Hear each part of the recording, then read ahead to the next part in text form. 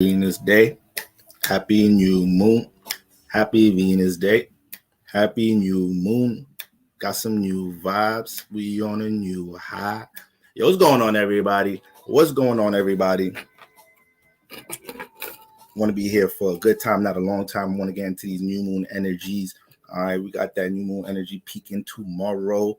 Okay, so I know a lot of the vibes y'all feeling now are things y'all may have been feeling a couple of weeks ago, and they just intensified recently. Okay, they just probably intensified recently these past 2-3 days, starting the middle of this week. All right, so let me put the specs on. Let's get right into it, y'all. Let's get right into it. Okay. Now look. Let me pull up these energies, y'all.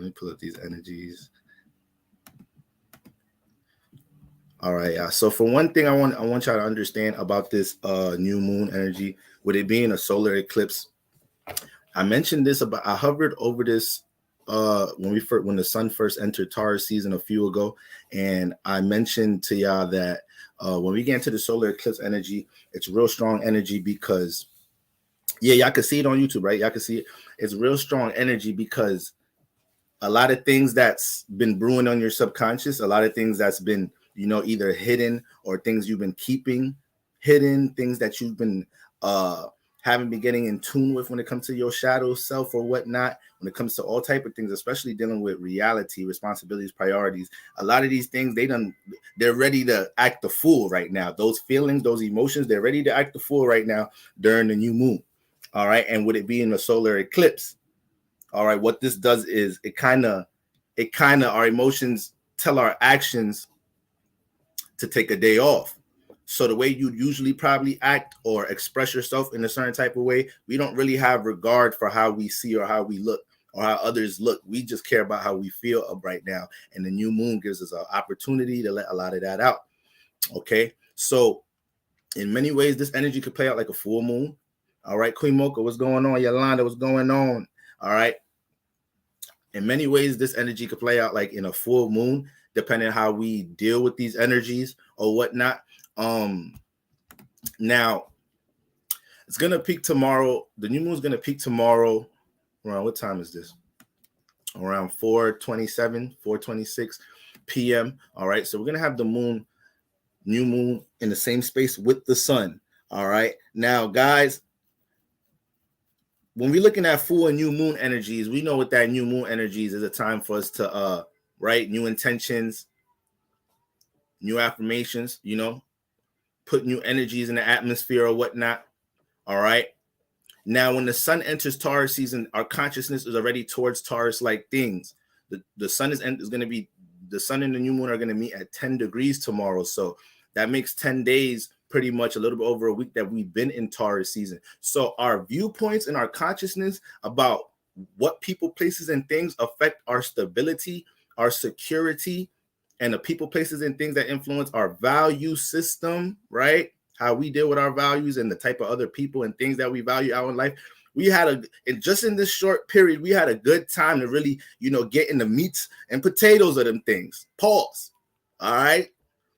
So the next portion of Taurus season after this new moon energy, that's a lot of time to realign things with your value system, because this weekend is gonna, we're gonna see the peak of a lot of things dealing with our value system. We're gonna feel the peak of a lot of the value that we have for other individuals. We're gonna feel the peak of a lot of things dealing with stability, our responsibilities. Maybe there's something that you could be using. When we talk about Taurus, we're talking about materialism, the material world, support system, things you can use, things you could get your hands on. Whenever we're talking about earth energy, always make sure you correlating that to things that could manifest into materialism or actual resources. All right. And when you look at the new moon making its energy there, all it's really gonna do is really make us is really hard to run from the emotions that you have about your sense of stability or security, especially if it's in situations that we're allowing ourselves to be content in. When it comes to, like I said, you have something that you haven't used, you have a resource you haven't used, you have a gift or talent you haven't used, you're aware of it, you know, you're aware of it. It's always been in your subconscious, but now that new moon is next to the sun and it's in Taurus energy and it's an eclipse. So now our emotions, those are the things that's about to express themselves right now. All right. Your sun sign is taking the weekend off. So that's exactly how that's going to play out. Now, if we look at the energy that the moon is making contact with, what's going on spiritual? What's going on IG? Now, if you look at the energies that the moon is making contact with, all right, we're going to have the moon conjunct Uranus. Okay. Now we know the moon is going to deal with reaction energy. So when it's next to Uranus and we're talking about a solar eclipse, when it comes to our emotions and how we feel about things, we can end up playing out a lot of rebellious energies. We could feel like we need to change things over the weekend, all in one weekend. You feel me? It could be a strong sense of a need for change around this time, where the influences are going to be picked up on in the house that you have Taurus in the same house that's been vibrating hard for the past couple of weeks. So just having the moon making contact with Uranus here, the way we react to how the lack of or the sense of stability and security in that house that you have Taurus in, it may be a relationship house. So it may be things dealing with stability and security in your relationship. You may have Taurus in a water house. So things dealing with your emotional stability. All right. So even with that's more intense when we talk about the subconscious. But overall, when Uranus starts making contact with the moon, we can have chaotic reactions, and a lot of these reactions could stem from you trying to defend your individuality. You trying to make a stamp with your individuality. We know Uranus, once again, Uranus has a huge highlight on your individuality. You know, how you conduct yourself as you, what separates you from others. So with a lot of if there's certain things about yourself that you feel like separates you from others, separates you from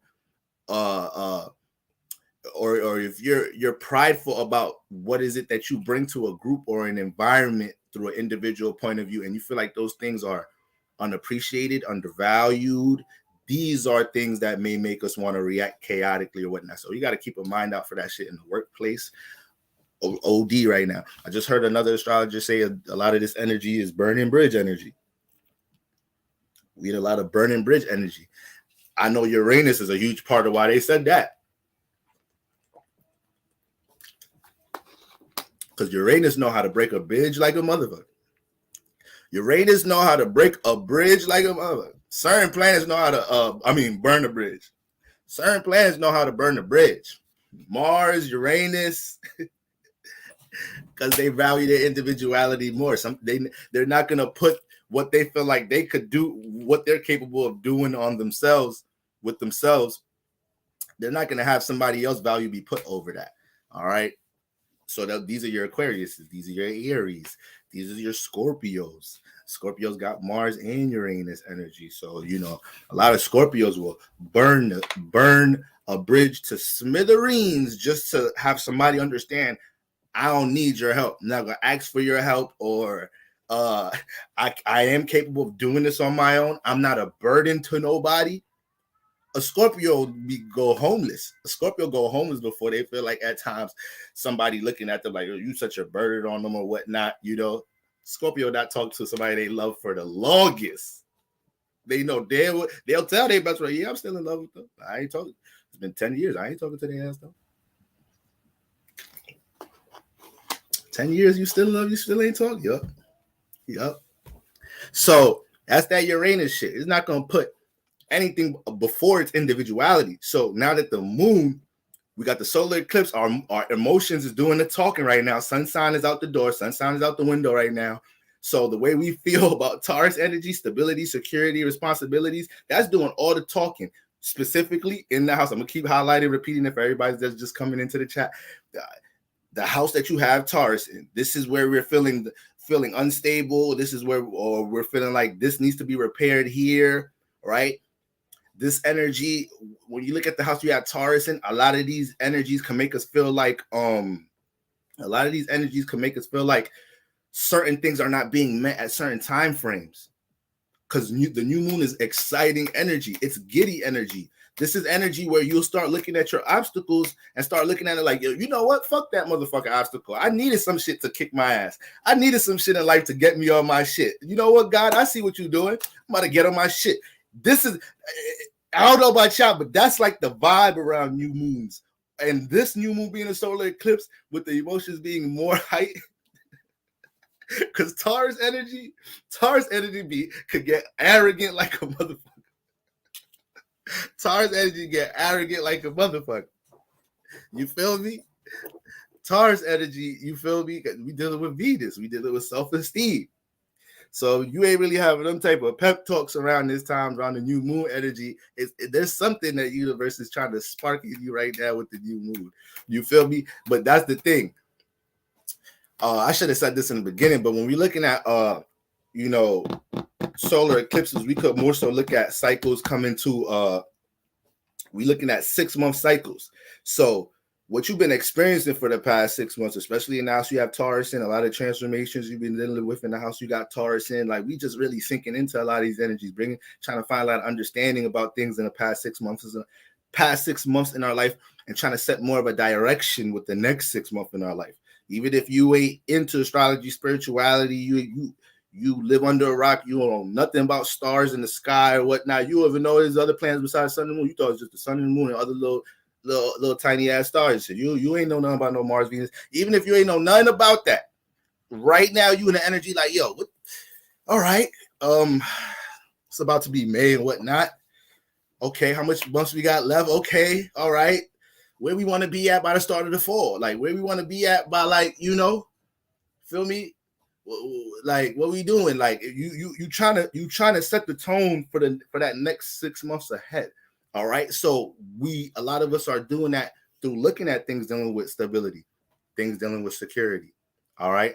And this first week and change into Taurus season, best believe, if you thought it sounded all cliche when I'm talking about our value system being tested, when I said our value system will be tested going into Taurus season, and y'all can take that how y'all take that. You got negative values here. All right, you think the universe ain't on your ass about that, or won't send a signal around this time to let you know about that? Boom. All right, you think you won't see other people that you're probably more talented with or good at something right now prospering way more than you because you're not putting a certain amount of energy into your magic or whatnot. Yeah, universe gonna use whatever person, place, or thing to get you to give yourself a self-esteem boost. You gotta learn how to spark your own shit sometimes. You gotta learn how to spark your own shit sometimes, and so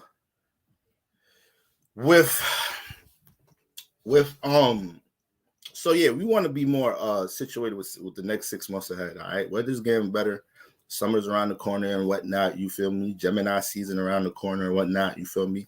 Motherfuckers be making babies like shit during Gemini season, you feel me? Motherfuckers, they don't even know, because the point of interaction in the world is at the all-time high. So shit, your ass having the best conversation with somebody you done lived next to for the longest, but Gemini season got y'all talking about all type of shit. You feel me? So before we even get into them energies, before we even start getting to them energies, we need to utilize Taurus season as much as possible. Get them values in order. Get them in order. Valuing the wrong damn people, put your foot down. All right? You ain't gotta be nobody's friend slave. Yeah, some of y'all be friend slaves to motherfuckers. Some of y'all be having friends that you a slave to, like. If they trying to link, do this, that, and the third, be on this type of time, you scared to detach or fall back a little bit because of y'all history, or you noticing that you on different type of times with certain people in y'all life, and y'all just stay there and just let y'all energy get drained. You in this party, you hate this motherfucker party. Niggas stepping on your shoes. You like, this is not my type of vibe no more. But it's my friend though. It's my friend though. That's my friend though.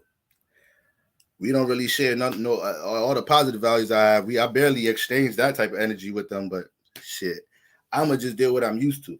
And before I get back into the energy, this is something I was actually thinking about earlier, and I wanted to mention on live. So I stumbled upon a YouTuber talking about, why is there a problem with being regular, working a regular job and being content with that, this, that, and the third. And You know, sometimes I like listening to what you would call minimalist like mindsets on YouTube, you know, because I am one that doesn't feel like you need you need so much to experience certain things, you know. I am in a pursuit for financial freedom as I encourage everybody else to be, because I just feel like, you know, money is a tool for real in the physical realm. But, you know, as I'm listening to this YouTuber, you know, they were saying shit like, you know, I just wish I could just have my bills paid for the next 5 to 10 years and I just live a regular life, you know, be chilling at home, this, that, and the third. You feel me? You know, doing what I gotta do, but I'm good with that. And in my head, I'm like, yeah, I feel that. Like, I feel that. I have such an isolated type personality that, like, you know, I could be isolated to the point people will start worrying about me, like, yo, is he okay? And I'm like, motherfucker, I never felt better being about my goddamn self. But y'all gotta understand that, you know, you can't call yourself a god or goddess when you think of being content. All right. Yeah, we're all learning, experiencing certain things, trying to manifest certain things. But if you're coming down here and you develop a mindset where you're trying to search for security, you know, yeah, we all got to be stable. We all got to do what we got to do. We got bills to pay, whatever, whatnot. But I feel like once you put yourself spiritually in a space where you're just searching for a content space, a comfortable space, you're just trying to be, you don't want to excel, you know, you don't want to see you don't want to experiment with what you're capable with. I think universe will always find a way to make you frustrated if you try to really, you know, keep that type of mind frame. Like, you know what? I don't want to push myself to see any type of capabilities, nothing. I just want this taken care of. I just want life to be secure. The more you think like that, the more universe is probably going to put you in more frustrated situations so you could try to dig deeper to see what you're capable of. And that's just my belief. You feel me? And then even with that, like, all the time I think about people that have like $500 million or whatnot, I'll be like, damn, I can't be a nigga with all that bread because I changed the world like a motherfucker. Like, I don't give a fuck about all that bread. I'm going to have enough to do what I got to do. But the shit I start doing with that bread to change the world gonna be some whole other different shit, you know. So that's my mentality with the whole shit. But, you know, the more y'all try to search for just being in a content space, all right. I'm not saying every day you gotta be pushing yourself and stressing yourself and overthinking about, you know, trying to reach your new potential, this, that, and the third. And because, you know, that in itself, you got to know how to pace yourself when you're trying to manifest anything, you know. Too much goddamn passion and motivation without some motherfucking rush breaks, you're gonna fizzle out. All right. And, you know, we have the moments where we learn that in life, but it's just important to understand, like, the more you just try to stay, you don't want to graduate, at least, because nothing stays still. So I'm not saying everybody has to have millionaire pursuits. I'm not saying everybody has to be an entrepreneur. I'm not. But when you feel that there's another level, when spirit is calling on that, you feel like there's something to experiment with. You feel like there's something else to tap into. You know, that little feeling right there. We all dream. We all have an imagination. We all have what ifs. That little feeling, when you don't tamper with that feeling at all, you know, you don't tamper with that energy at all. I can't support that. I can't support that.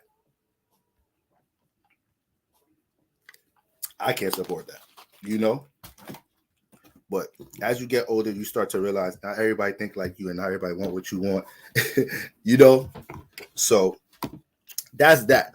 And this is all really rounding up things, dealing with that Taurus energy, dealing with what is it you truly value right now.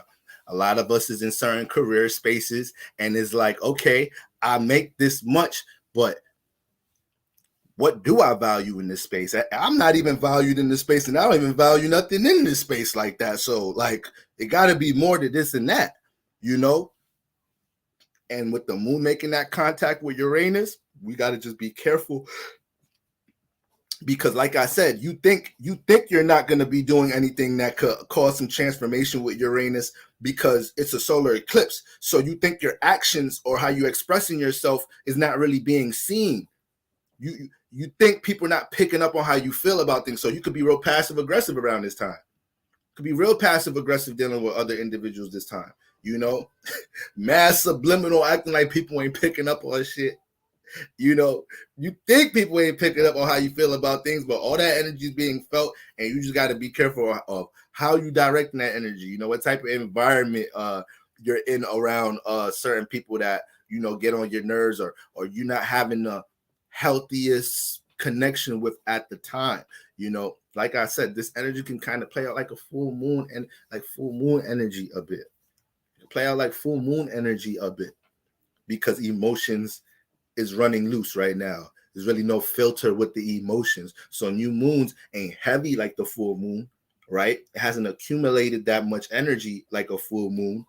But because it's so exciting, and now it feels like there's no filter for the emotions, and then the sun, the way the earth and the sun is positioned and whatnot, it's almost like, you know what, I can express my emotions without the consequences of think about how I'm being seen right now. That's the mindset right now. So you may say things right now to people, and you gotta watch what you say around this weekend, because you might say some shit to somebody, and you speaking from the heart about some shit, but you wasn't really considering how they took that shit in. And then you don't know what situation that caused later in the week. And it's like, damn, when I said that shit over the week, I didn't think it mattered to you like that. I didn't think that shit hit you like that. It's like that type of energy a little bit. So you need to be cautious about, your space and your surroundings and who you're dealing with. If you already got some static with a certain individual in your environment, some is your partner or whatnot, take a chill pill this weekend. Take a chill pill this weekend. Now, so yeah, moon conjunct Uranus, that's what's going on. A lot of chaotic emotions that could cause transformation right now when it comes to the lack of dealing with stability or whatnot. You got to be able to stay grounded and settled with that type of energy. But at the same time, Uranus does deal with gaining power. Uranus does deal with gaining power. So with the moon being here, we're starting to feel like we got to react to things to take our power in certain situations. You may feel like you have a lack of security or stability in your relationship, in your career, at your job, in whatever type of situation, especially where the Taurus is at in your chart. But at the same time, it's not like you feel powerless with the moon making contact with Uranus. If anything, this is why I'm saying you got to pace yourself right now and be in a settled energy, because that moon next to Uranus gonna have you feel like you got to conquer, you got to take your power back all in one weekend, all in 1 week. You got to make this certain decision, this move all in 1 week. Very impulsive energy. All right. So just let spirit settle with the understanding of how to take your power back, how to utilize your individual perspectives of using your own talents or things you've accumulated experience with in the physical realm. Now we also have the moon sextile Mars. All right, we got the moon sextile Mars. All right, so I've been saying during this Taurus season, we're going to be having a lot of energies resonating between Taurus and Pisces. So with the moon being next to Uranus, we already know we could be real rebellious with our /chaotic, intense with our reactions to things right now, right? Now with the moon making contact with Mars, that's another energy that makes things more intense with our reactions. We know Mars deal with the lower chakra energies, y'all. When we talk about Mars energy, that's all lower chakra energy. When you talk about lower chakra energy, what's the first thing that comes to your mind? First, as soon as somebody say sacral root chakra, the first thing that's coming to people's mind is sex. Because when we're dealing with sex, at least how the majority of the world deals with sex in the physical realm, because there's higher forms of sex, but the majority of us deal with it with just dig into your lower chakras and release, right? Now, even though there's ways to transfer that energy, doesn't have to, it's not really, I don't want to say normal, but just the state that we're in now as humans in this current civilization that we're in, that's where sex is at now. Sex was more so as a battery charger back in the day. You feel me? You wasn't going to sleep after sex. You was going to go write a symphony after sex. You was going to go motherfucking He was gonna go do some genius level shit after sex, but we just in a different. We different. We crazy right now. We on some whole other shit when we talk about lower energies, your lower chakra energies, and when we talk about these lower chakra energies with Mars and whatnot, this is getting into our deep passions, our motives about things, our desires about things, right? Desires don't only have to deal with sex. That you can have a desire for a whole bunch of things. You have a desire to get rich. You have a desire for a whole bunch of shit. And with the new moon making that contact with Mars, this what makes this energy way more exciting, way more. What do I got to do now? Who do I got to express what to now? What do I got to start now? What do I got to start putting more energy into now? So I love the energy because it's a kickstarter to a lot of the things that you came into Taurus season wanting to keep in motion. Whether it's something you're working on a creative level, whether it's something you're focused on obtaining within the career field, right? Something you're working on to build some more stability and security in your life, working on getting your relationships to be more secure. Mars gets us more excited about these energies, especially it's transiting Pisces. So, we're able to attack these things through a more creative way. But at the same time, with me saying all of that, I say that when it comes to our desires during this weekend, we could do the most. Especially because there's a sextile So it ain't really, the moon ain't making, the moon ain't, it ain't friction that the moon is making with Mars. It's almost like, Mars is looking at its mother like, all right, come on, Ma, what you want to do? Where your emotions at? If you feeling angry about this, I could go beat that person up. You feel me? I could go get active right now. Oh, you want to make some more money? That's where your emotions at? All right, well, let's get more active with that then. All right, what steps do I need to take with that in the physical realm? What do I need to physically move around? So Mars is the moon's bodyguard right now. For the most part, Mars is the moon's bodyguard right now. So our feelings about what's feeling unstable, or the things dealing with what we really value, aka if there's a person, place, or thing you really value over this course of the weekend, if you can't connect to it in the time frame you want to connect to it, your Mars and Uranus type influences could start acting up. Especially if if you got strong fixed sign placements, which I'm gonna get into when I start talking about some signs. All right, Scorpios, Aquariuses, Leos. Y'all the ones that really need to be in y'all Zen bag this weekend, because y'all can feel charged up for real. Okay. But yeah, Mars is playing out as a bodyguard right now for the moon. So wherever our emotions is at, best believe we feel we got all the energy in the world to attack some shit in a positive way or in a catastrophic way. So we all in a spiritual space, y'all. So I expect all of us to be able to, when we having these talks about what times we in and whatnot, with things being chaotic and how we need to get stable, we the ones that is got the upper hand. We the ones, all right? We understand, all right, what's going on. So that's why it only makes us look crazy if we see what's going on. We just allow ourselves to dive into some shit when we know the energies that be. Okay, so with great power comes great responsibility. With a certain awareness of you being in your emotions or your feelings about something right now, that's why you have to make sure you're more stable with the way you react to things. Moon is making contact with Uranus right now. You can be very rebellious, or you can lose your shit because you're in an environment where there's a rebellious ass energy around you. Partners, family, friends, co-workers. Now, Moon sextile and Mars. So it's going to be things that you manifest from your Pisces house. It's going to be things that you manifest from your Pisces house that's like, nah, slap that motherfucker. Nah, quit your job. Fuck that shit. Get your power back. Like, we don't need these motherfuckers. I'm in Pisces world right now. I'll come up with another imagination or dream that we could set an intention on. You feel me? We'll come up with it. Y'all got to remember, Mars is in Pisces. Mars ain't, when Mars is in Pisces, they don't know how to decipher shit. It already be on go time. So when it comes to your intentions, you'll start some shit without none of the resources. Start YouTubing, no camera. Start YouTube. I don't need no camera, get iPhone. I don't need thumbnails. You just put your fucking face as a thumbnail. I don't need an iPhone stand. Just hold them up. You just fuck a resource. Mars and Pisces just go start some shit. It's just go get into it.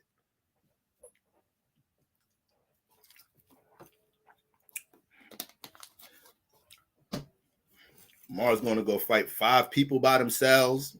It's like, all right, I know you tough, but it's 5 of these motherfuckers. What you really think gonna happen if you go down there with no backup? I don't need them niggas. I take care of myself. Like Mars is on that type of time, and Pisces could be real delusional. Okay, excited, passionate, all right. But you gotta know where your passion is headed. I'm just saying. All right. I love me some Mars energy, but anyways. So when it comes to your desires, your passion, when it comes to things that fuels your root sacral chakra, some of us got some desires and things that's some desires and passions in our life that we can't even go an hour without thinking about. We think about the motherfucker when we wake up before we go to sleep or whatnot. You know, aka 8 hours, you have Mars and Pluto in and shit, you know, shit like that. So overall, y'all got to make sure y'all very aware of y'all space. And when y'all see shit flaring up in your space, like I said, these past couple of days may have peaked a lot of the intensity dealing with this energy. So, like I said, things dealing with your value system last week that you ain't think was a big deal may have turned into something that's more of an emphasis or of a focus starting mid this week, now going into the weekend. You're realizing like, damn, this isn't something to be neglecting. You feel me? Or damn, I didn't even realize how long I've been neglecting, you know, having to shift my values over here. I didn't even realize it was an issue. I didn't realize I was being content in that area, you know? And listen, I'm a whole Earth Moon sign. If anybody be talking about being content and trying to play it safe, it be Earth signs a lot of the time. So, you know, I be talking about my own energy in a way. And that's one thing I get on people with a lot of Virgo energy and Taurus energy at times, you know, even though all Earth signs is a little different. But sometimes as an Earth sign, you got to look at, especially you got a lot of Earth sign placements. You got the sun, moon, you got, you know, your rising is in Earth. You got multiple Earth placements. You got the nodes in Earth signs. You got a lot of planets in Earth houses, 2nd, 16. You got to be careful sometimes when you're playing it too safe, you know. You're just trying to be secure. You're just trying to make sure you're stable enough. Because sometimes you'll manifest some shit having a lot of Earth energy, just trying to play it safe all the time. And I get on Taurus's ass sometimes. Because every time I meet a Taurus, no matter what they got going on, when I start connecting to them about some shit that they really want to do, motherfuckers be Beethoven the whole time. Motherfuckers be talented as shit with this, that, and the third the whole time. But it's like, you know, the situation I'm in right now keeping me stable though. So, you know, that shit could just be that shit for now. That could just be a little hobby. Thank you for the super chat. How does Mars and Taurus in the 8th house composite look? So I haven't got too deep in like to composite energies, but I usually just be focusing on straight synastry. But from a composite sense, you gotta understand when you got that's like a Libra rising energy there, Taurus in the 8th house. So by default, Mars in the 8th house loves to be there. So somebody with Mars in the 8th house, this is somebody that knows how to keep a lot of their passions and goals. They know how to keep it internal. They know how to you know, not shine light on it to blow it up, but stay focused towards the energy. They're going to have very strong desires. So they're going to have to learn how to discipline themselves in life when it comes to their desires, because they may have a lot of access to their desires, you know, and people may not know that about them because it's behind the scenes like energy. But nonetheless, Mars loves to be in the 8th house. You feel me? So it's just that energy naturally is tapping you into occult-like energy. And this is somebody that, depending on the other energies that influence how they express themselves, they may be real secretive or maybe have a real hidden personality, period. That one placement alone can make somebody a real hidden individual, even if they have some other fire and air signs. They're going to have that mystique to them in some type of way. It just matters as far as a percentage level. But from a composite look, that's how I would look at the relationship. You got to make sure that things are laid in the surface. If you're looking at it from like a synastry composite look, you got to make sure that them two energies connected, don't keep too much away from each other. You feel me? It's gonna be a highly motivating pair, though. I could say that. But hopefully there's some cooperation energies in that balance as well. Because Mars in the 8th house ain't no motherfucking joke. Ain't no motherfucking joke. Thank you, Chechi. Thank you, Chechi. Yeah, I've been straight. All my Taurus energies is in the 4th house, so a little bit of solitude and some Wusa Zen energies this past couple of weeks for me has been helping me heal. So I'm all right. But so yeah, that's what we got. No problem, man. That's what we got going on with that moon touching Uranus, making contact with Mars. Like I said, Mars playing bodyguard right now. All right.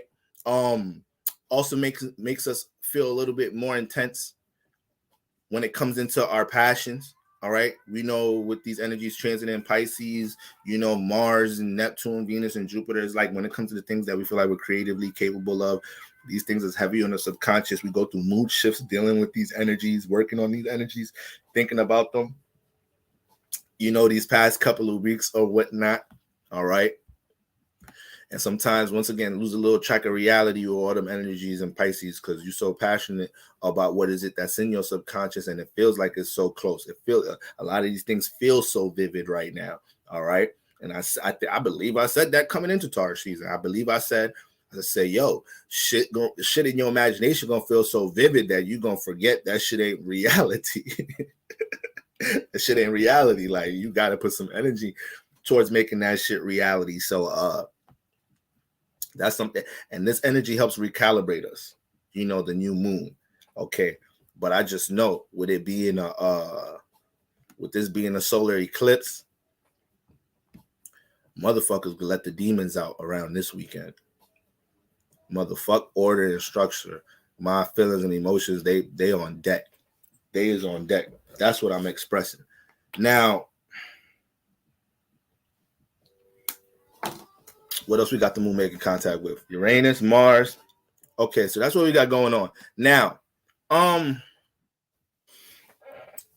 the square signs, the square and the opposite signs. All right, this is the fixed signs. Scorpio, Aquarius, Leo. If you got any placements in fixed signs around 10 degrees, all right, especially your sun and moon, you're gonna be picking up a lot of this energy. Okay. One thing I want the square and the fixed signs to understand right now is that y'all especially don't need to feel like y'all need to make moves overnight because the energy is hitting y'all with a friction. So when it comes to things that need to get stabilized, a lot of these moments over the weekend or leading into this week is to get y'all to put some energy on things dealing with stability or learning how to stabilize things that y'all dealing with in y'all life. Is more so to put the target on it. As we transit these next 20 whatever days we got left in Taurus season, the moon gonna be the sun 10 degrees. So we just got through a deacon of this energy. So yeah, we got about 21 days left in Taurus season, and y'all got to keep in mind that's part of the time you want to use to take action toward the things you're gonna be feeling right now. All right, y'all already been probably feeling a lot of friction, some type of shape or form when it comes to things that y'all gotta stabilize. Leo deals with expression. Leo is fire. Fire needs some goddamn stability. Fire be needing stability. Fire. That sentence alone don't even kind of make sense because fire alone is like it's not really stable. So it's like if you look at a campfire. You need a lot of the earth, the wood, to play as a foundation for the fire. So that's kind of what I meant when I said it in my head. That's the stability fire could look towards when you're looking at earth. All right. So Leos, a lot of Leos right now, y'all been in states when it comes into y'all relationships or when it comes to things in the career life, when it comes into things dealing with your personal aspirations, you may have been too caught up in your fire to the point you need to understand how to get that foundation laid during Taurus season. You need to connect with the people that you know how to know, that in your space, know how to make a website for your shit. You got these resources, and Leos be hella fucking resourceful as far as who they be knowing too. I noticed that too. I don't know what the fuck that shit is about. Leos be knowing everybody for everything. I got a close ass Leo friend, and I played basketball in college. I went to 3 different schools. So I graduated from Norfolk State, HBCU. And when I got there, I met close people it's college. You always make close relationships at college. But one of my close bros, double Leo. When I first got to school, you feel me? I realized I'm like, nah, this nigga know everybody. This nigga know everybody. And it's basketball. So when you come to a new school, you automatically get to connect because you already got teammates that you getting to know. So by the time school start, you know people because of them and shit. So that I got this one bro, is a double Leo. Bro, why he know everybody? Like I'm like, yo, who that over there? Like, oh, shorty, boo. Yeah, he used to have class with her. Like, who that over there? Like, oh, this, yo, what's that? Oh, yeah, you got to go over there. I'm like, yo, bro, you know everybody, and this shit started to progress as we got older. Like, you know everybody in the city of Virginia. He from New York, know everybody in New York. And I started looking at other Leos, and I'm like, nah, Leos be some sociable ass motherfuckers. And then when you start brainstorming with a Leo, you start brainstorming on some business shit with a Leo. They know everybody who can help you put that shit in order. So this Taurus season, Leos, there's a lot of emphasis for y'all utilizing those resources. You want to start a business, you think about website, 5 motherfuckers that know how to make websites. It's a lot of that type of energy y'all been dealing with. And when we talk about that fire analogy again, fire helps you to see, right? It deals with awareness, but it's unstable. So this season is a lot of new energies being introduced to get your fire into a stable environment or somewhere where it could become productive. So even in your relationships, Leos, I told y'all coming into the season, the shit ain't gonna be about how you see shit. That alone is gonna burn bridges during Taurus season. Because when I say Taurus season about your values, things in your value system ain't at times incorporated overnight. Sometimes you could be in a 5-year relationship, get out that relationship, and it took a 5-year situation for you to now establish the type of values you have now. So sometimes it ain't an overnight thing. And Leos, I said, coming into the season, if you deal with relationships just with how you personally see things, instead of trying to be a bit more rational despite how you see and feel about things, then it's going to create a lot of disturbances in things you want to do or the progress you want to make in relationships. So if you're in that type of vibe, try to utilize a lot of this and be careful, Leos, with how you, once again, because when we talk about passive aggressive, everybody could be in a passive aggressive energy right now. But when we talk about signs dealing with passive aggressiveness, who y'all top 3? I'm gonna give y'all 60 seconds. Most passive aggressive signs in the zodiac.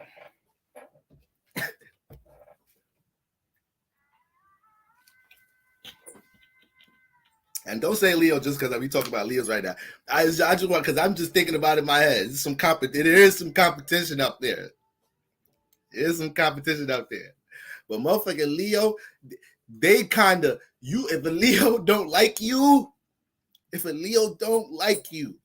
they could act like the worst thing in the world happened to them today just because you around. But they won't say you the problem, though. Like, that shit is crazy.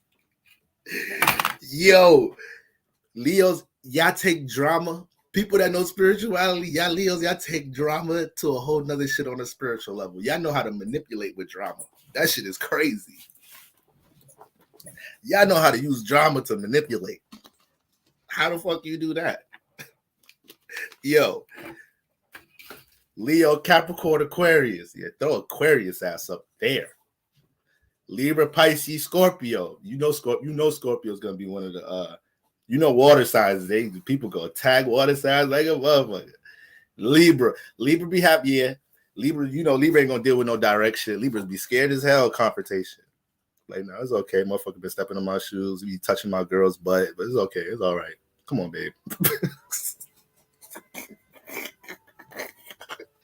Some Libras be punks, man. Yeah. Scorpio, Taurus. Yeah, that's why I had to ask you. I was gonna just throw everybody out there. Bell Poppy loaded the building. But yeah, man. So Leos, that shit not flying this season. Like, that shit not flying. All right. Will Smith passive aggressive as shit. He is. Oh man, right now.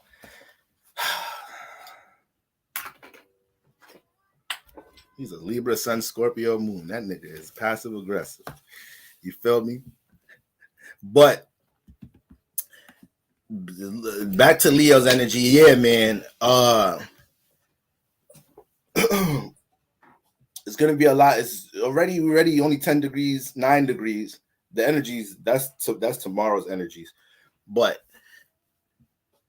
you got to be able to pick up on that this season, Leo. You know, you got to be able to pick up on when somebody's actually, when a person plays their thing, influence, or the way you're thinking about something is actually a more patient and stable way to build something up right now that you're so excited about. It needs more practicality. It needs more of a foundation.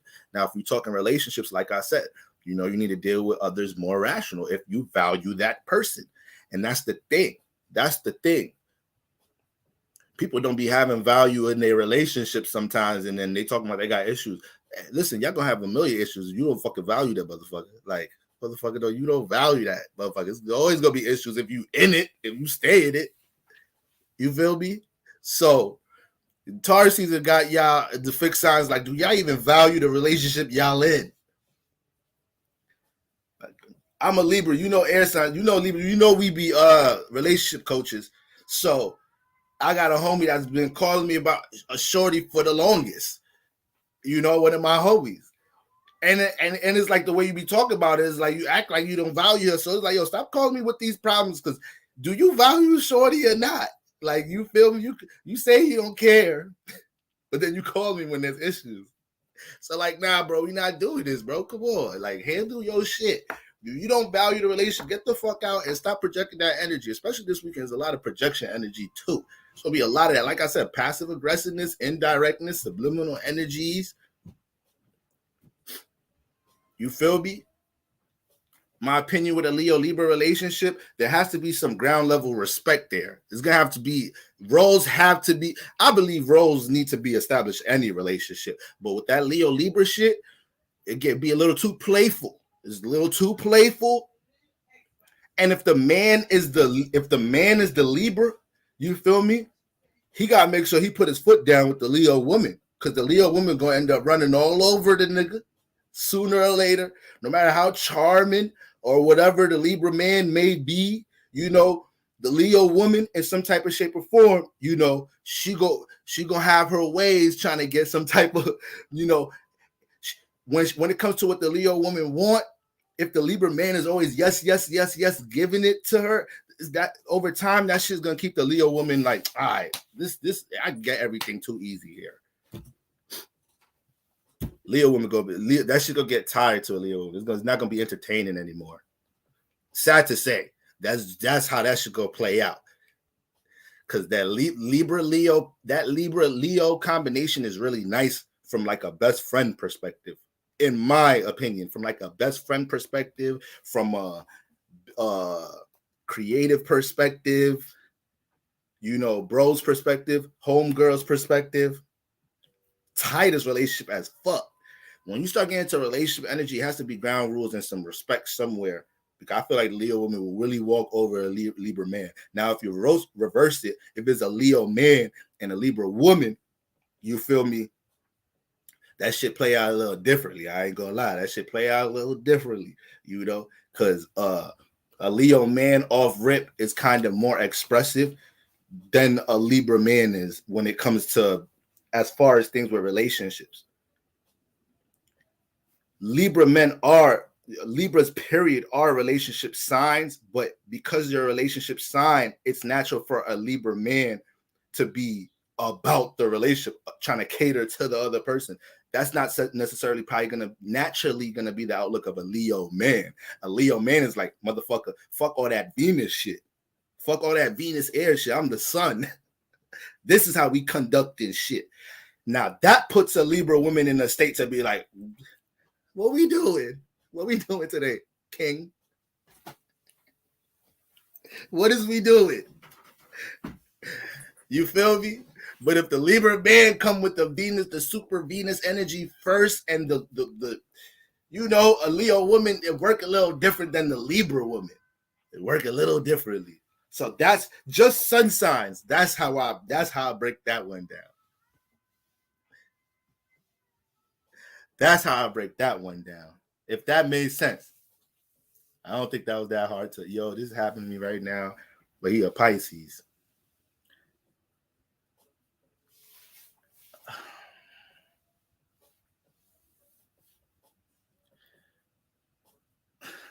Right, but that Leo woman is the king. That's how she gonna start acting, being around the Libra man that just, what you want, baby? What you want to eat today, baby?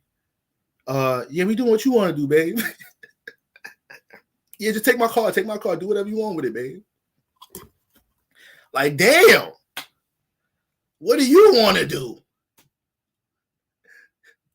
Damn. That's just natural energies. Natural energies. Natural energies. All right. Could go different ways though. But hey, it go different. The same sign plays out different with different genders. So that's how I look at that shit though. That's how I look at that shit. See, I'm a Libra. So yeah, I had to go through a lot of things to understand that. Astrology just highlighted a lot of shit. Like, oh, okay. Like, I got some homies when I was younger. You feel me? Like me.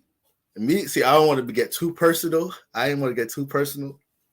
But one thing with astrology, I realized, like, okay, I'd have some homies that'll be like real direct with girls or whatnot when I was younger. And I used to, I'm a Libra. So when, especially at a younger age, you trying to be smooth and talk your way into things or whatnot. I started realizing, I'm like, damn, I could attract them, but I be talking myself out this shit sometimes. Motherfucking Aries, Scorpio ain't really gonna say much. I'm like, you gotta get to the point. You gotta get to the point. Some air signs be talking themselves out of it. Think you too smooth. You think you be talking.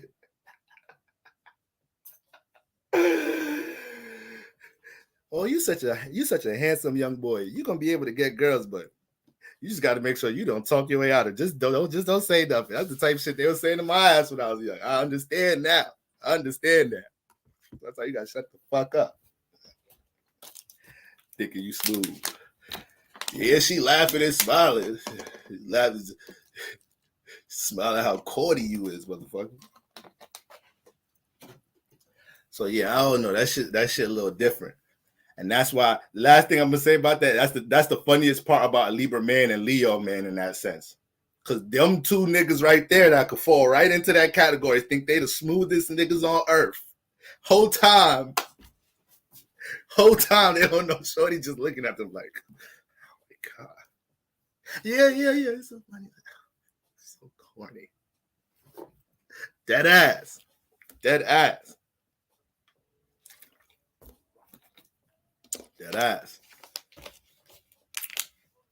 Sagittarius be on that shit a little bit. Sagittarius think they Sagittarius be thinking they the shit when the girls come around. See, a motherfucker be chilling. Girls come around, Sagittarius turn into some whole other nigga. Start teaching a room, start telling everybody about that time you was in Dubai and then you met the motherfucking governor or the head of Dubai, and then they took you to a secret part of the fucking desert, and there was a gold mine under the shit, but you would have took pictures, but your phone died. Then y'all niggas, Sagittarius gonna have everybody in the room. He's like, this nigga, I ain't never heard this story before. Now you bring this nigga around. You got Sagittarius in this corner telling stories. You got motherfucking Libra in this corner talking to these motherfucking girls over there. He ain't letting none of them talk too. He just talking like motherfucker. He drunk as hell. Think he's smooth as hell. And you got the motherfucking Leo in this corner, motherfucker telling his stories. Fire signs. Sometimes we just say Sagittarius. Now Sagittarius is some mean storytellers or whatnot, but Leos tell story like a motherfucker too. That shit gonna be animated like a motherfucker too. You know, Leo tell a good story. They know how to say shit that didn't happen in the story, but it didn't happen, but it made the story that much better. But it was a small thing, so it was a risk. It was a good risk worth lying about. But a good 4 of those in the story, your story gonna be crazy. With a good 4 of those, a good 3-4 little white lies in your story.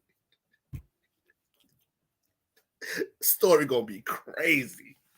Your story gonna be crazy. Y'all think I don't know about that shit, Sagittarius, Leos. Y'all be gassing shit. Gassing shit like shit. You got Jupiter, Neptune. You got strong Jupiter, Neptune placements. Jupiter, Neptune in the first house. Jupiter, Neptune on your sun and moon. You do that shit too. You gas shit up like a motherfucker too. Motherfucker stub his fucking pinky toe on the bed. But let a Sagittarius Leo tell her they got torn ACL. Yeah, man, I just hit my motherfucking leg on the bed. I have to go to the hospital, check this motherfucker out. I can't walk all day. Nigga, just cut your big toenail. You be all right. That's the problem. Your big toenail too big. That's why the shit hurt like that. If the shit was cut low, the motherfucker wouldn't be bent up like a motherfucker right there. So, all right, y'all. So that's my Leos, man. That's my Leos. If you're feeling that state of a lack of security, Leo, you're feeling a lack of, you don't feel stable right now. You don't feel secure right now in that house you got Taurus in, Leo, or just overall with your personal circumstances. Yeah, there hasn't been that much focus put towards, doing things in order or patiently somewhere, or you've been caught too much in the feel or the light of your dream, your aspiration, your goal, or how the relationship should be instead of rationally working towards the shit. But it's all good. We only 9 degrees, 10 degrees Taurus season. It's all good. We got some good time to get to work. We got some good time to get things in order. We got some good time to cut your toenails. All right. We got enough time to take care of all of that. All right, y'all. Now, the other Scorpios. Scorpios, you are the opposite sign. So Scorpios, I already know everybody with strong Scorpio placements. I know.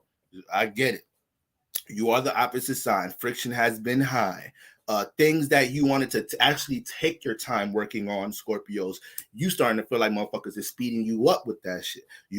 With the thing here is with the Taurus and Scorpios, the nodes are in Taurus and Scorpio right now. So if you have strong Taurus, Scorpio placements, a couple people was DMing me about this last week when I posted about the nodes or whatnot.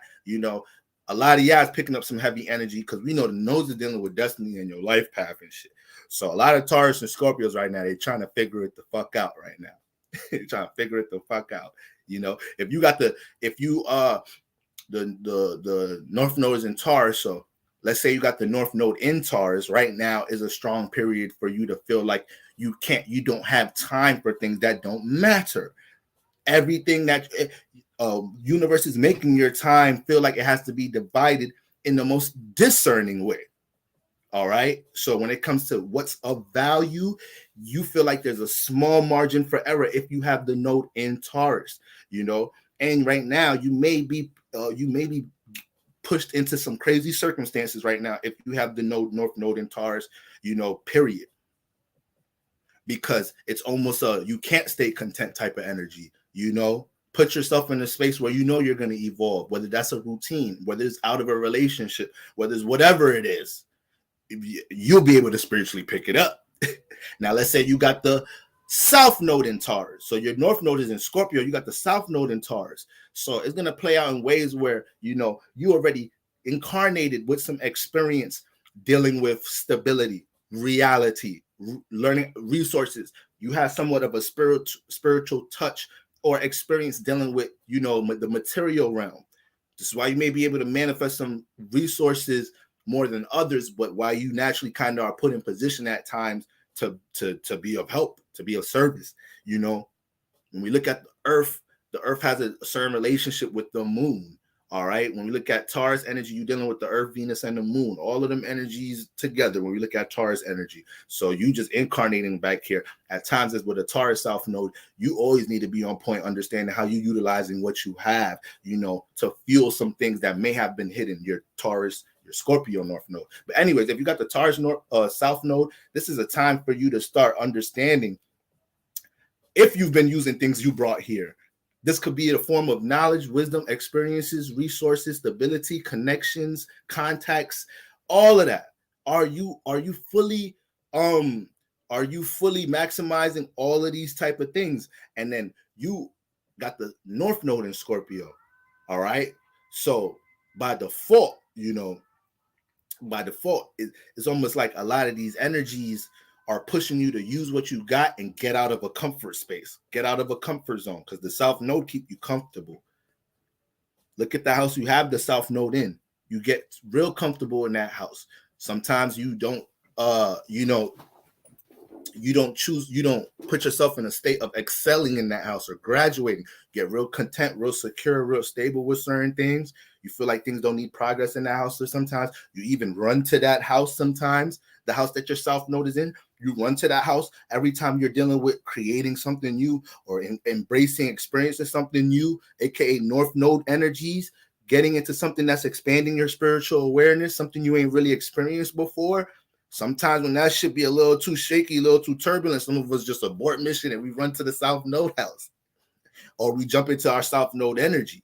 You feel me? So these are things to keep in mind if you have the nodes between Taurus and Scorpio.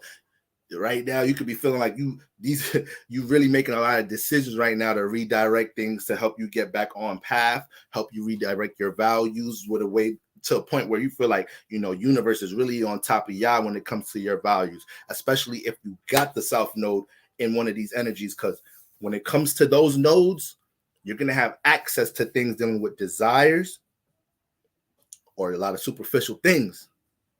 So South Node and Scorpio may get into things dealing with their heavy desires at a young age. So even if their desires is getting money, like they may start hustling or something at 11, 10, 12, or, if they was into a lot of their lower energies with a South Node and Scorpio, they come into this realm understanding things about sex and the subconscious and transformation. They start learning them things at a young age. They might experience some dark shit. They might be the ones in high school that's either emo or they got a certain mysterious personality because they done already experienced some dark shit before they even got into junior year. So it's like, damn, you moving as a whole motherfucking adult. Bitch, I got the fucking North Node in Taurus, South Node in Scorpio. You don't know what the fuck I done experienced before I even came into this realm. So as soon as I come into the realm, I start tapping into my South Node energies. It's already dark shit. Damn. You feel me? So shit. But motherfuckers be intuitive as hell though. But when you get into the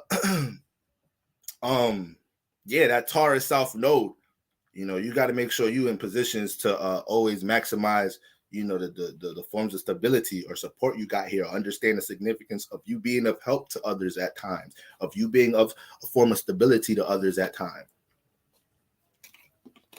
But overall, those Scorpios, y'all got to make sure y'all put yourself in a space where y'all not making impulsive decisions right now.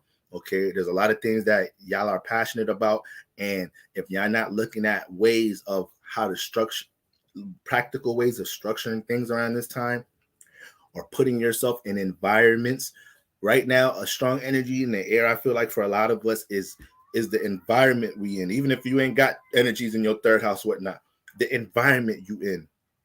Are you able to conduct the things or connect to the things or try to work on creating the thing that you value in the environment that you're in? That is a very strong presence with this energy. Okay, so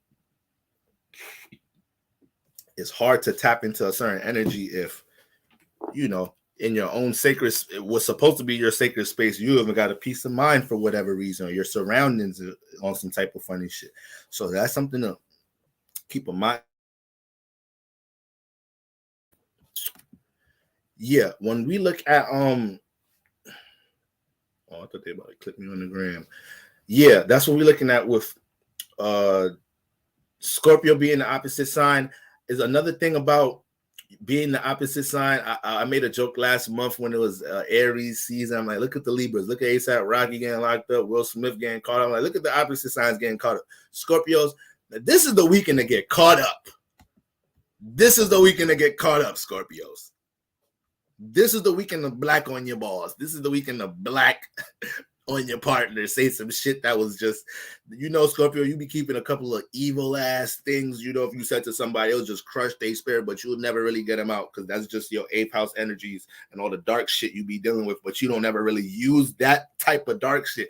This the weekend, you might just pull a bag out that real dark, pull a real demon out the bag and really crush somebody's heart. You feel me? So you got to make sure, in that house, you got Taurus and Scorpio. You're not letting too much things, get you out of character right now. It may be even hard to deal with not being passive aggressive. Like it may be so hard for you not to just wear your mood right now, especially being the opposite sign. Because if the sun is in Taurus, the light, there's light on you. There's light on you. It's like a flashlight coming from an opposite perspective. So Scorpios, we kind of see your emotions more than anybody, and y'all already got a passive aggressive element, period. So you got to be wise about how you deal with your emotions right now. But a lot of the emphasis is going to be on things dealing with how your desires, the things you heavily desire, how it affects your state of security and stability. That's going to be a continuous theme throughout the whole season, Taurus season, How does your Mars rule? So you deal with your passions, your desires about things, your fuel, your gas that you utilize to connect towards things, and how you fixate your emotions about things, how you choose to be fixed on a certain desire, on a certain thing you love, on a certain person, on a certain relationship. You're constantly fixating your emotions. So when you get into Taurus season, you got to start seeing how the emotions you've been fixated on or the desires you've been fixated on affect your form of stability and security, Scorpio. You may be desiring the fuck out of dealing with this person or connecting to this person on an intimate way. You may be OD desiring how to get money doing this, that, and the third, but you probably neglecting some responsibilities. You're not giving yourself time to rationalize how you're doing things,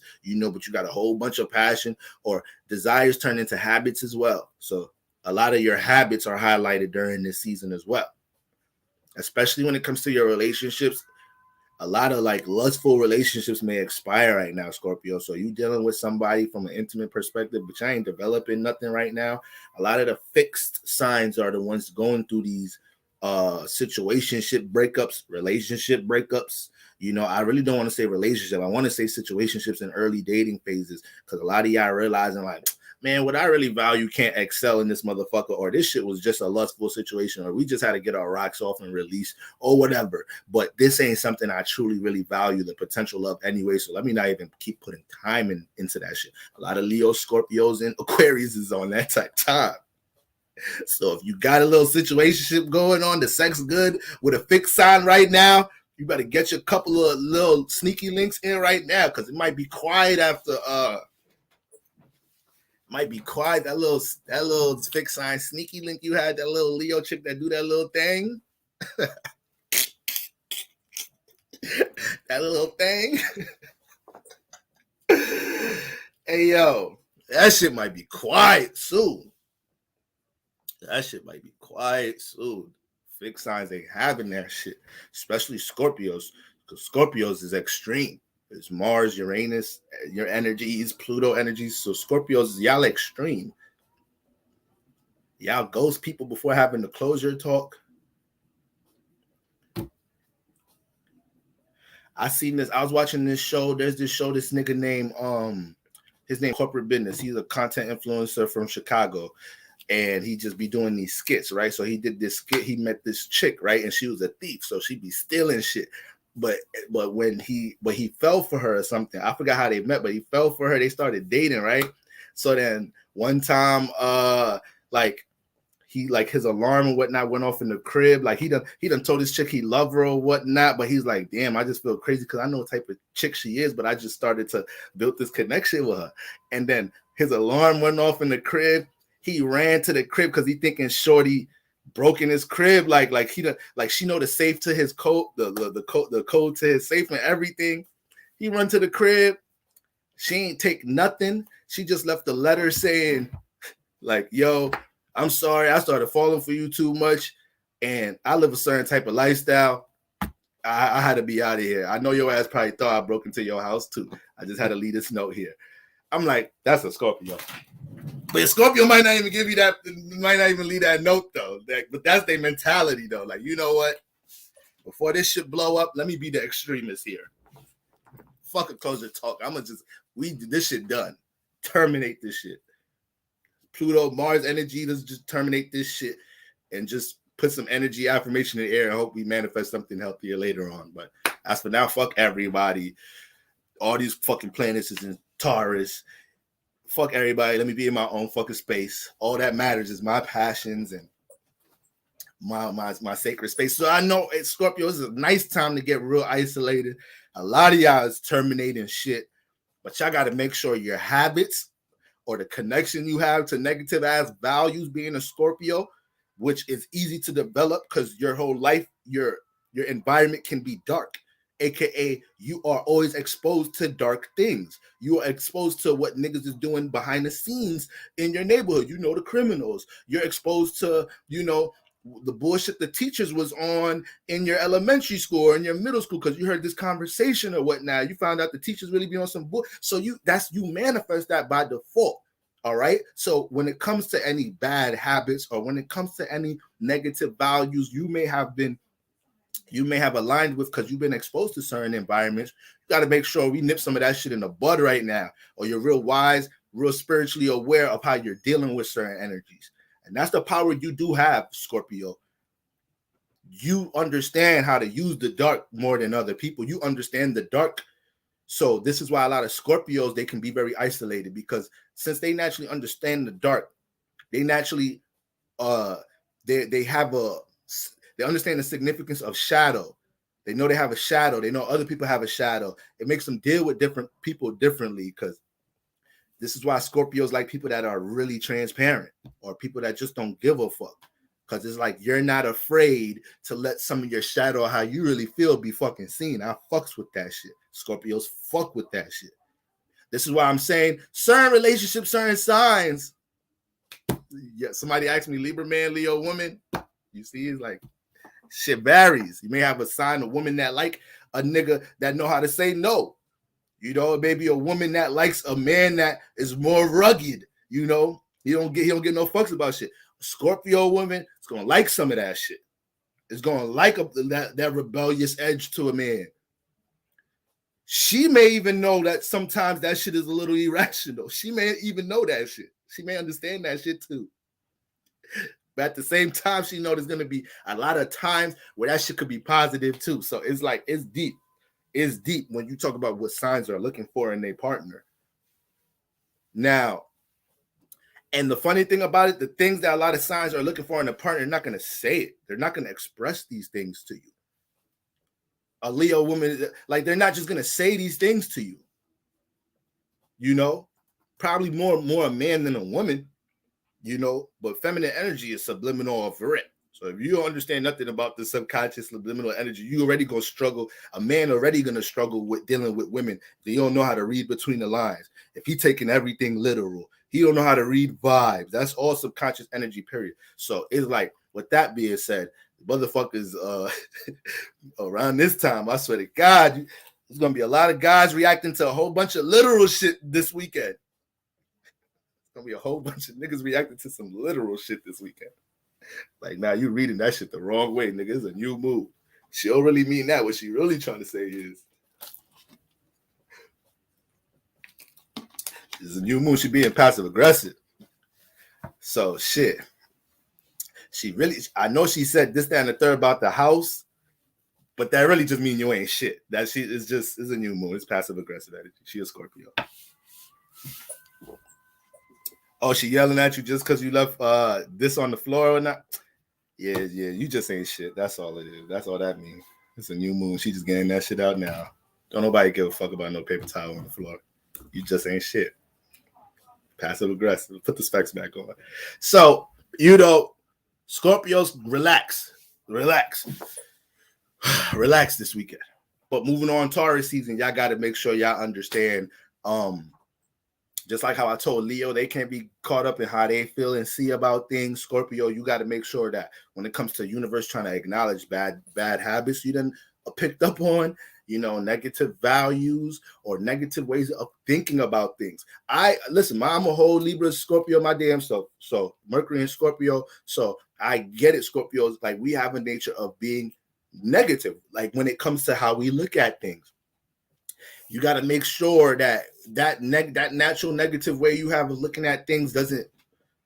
You're not content with that, or you're not using that to stay in that energy. You're using that to try to process what's the positive out of the negative things. You know, how to transmute a situation, how to transform a situation right now.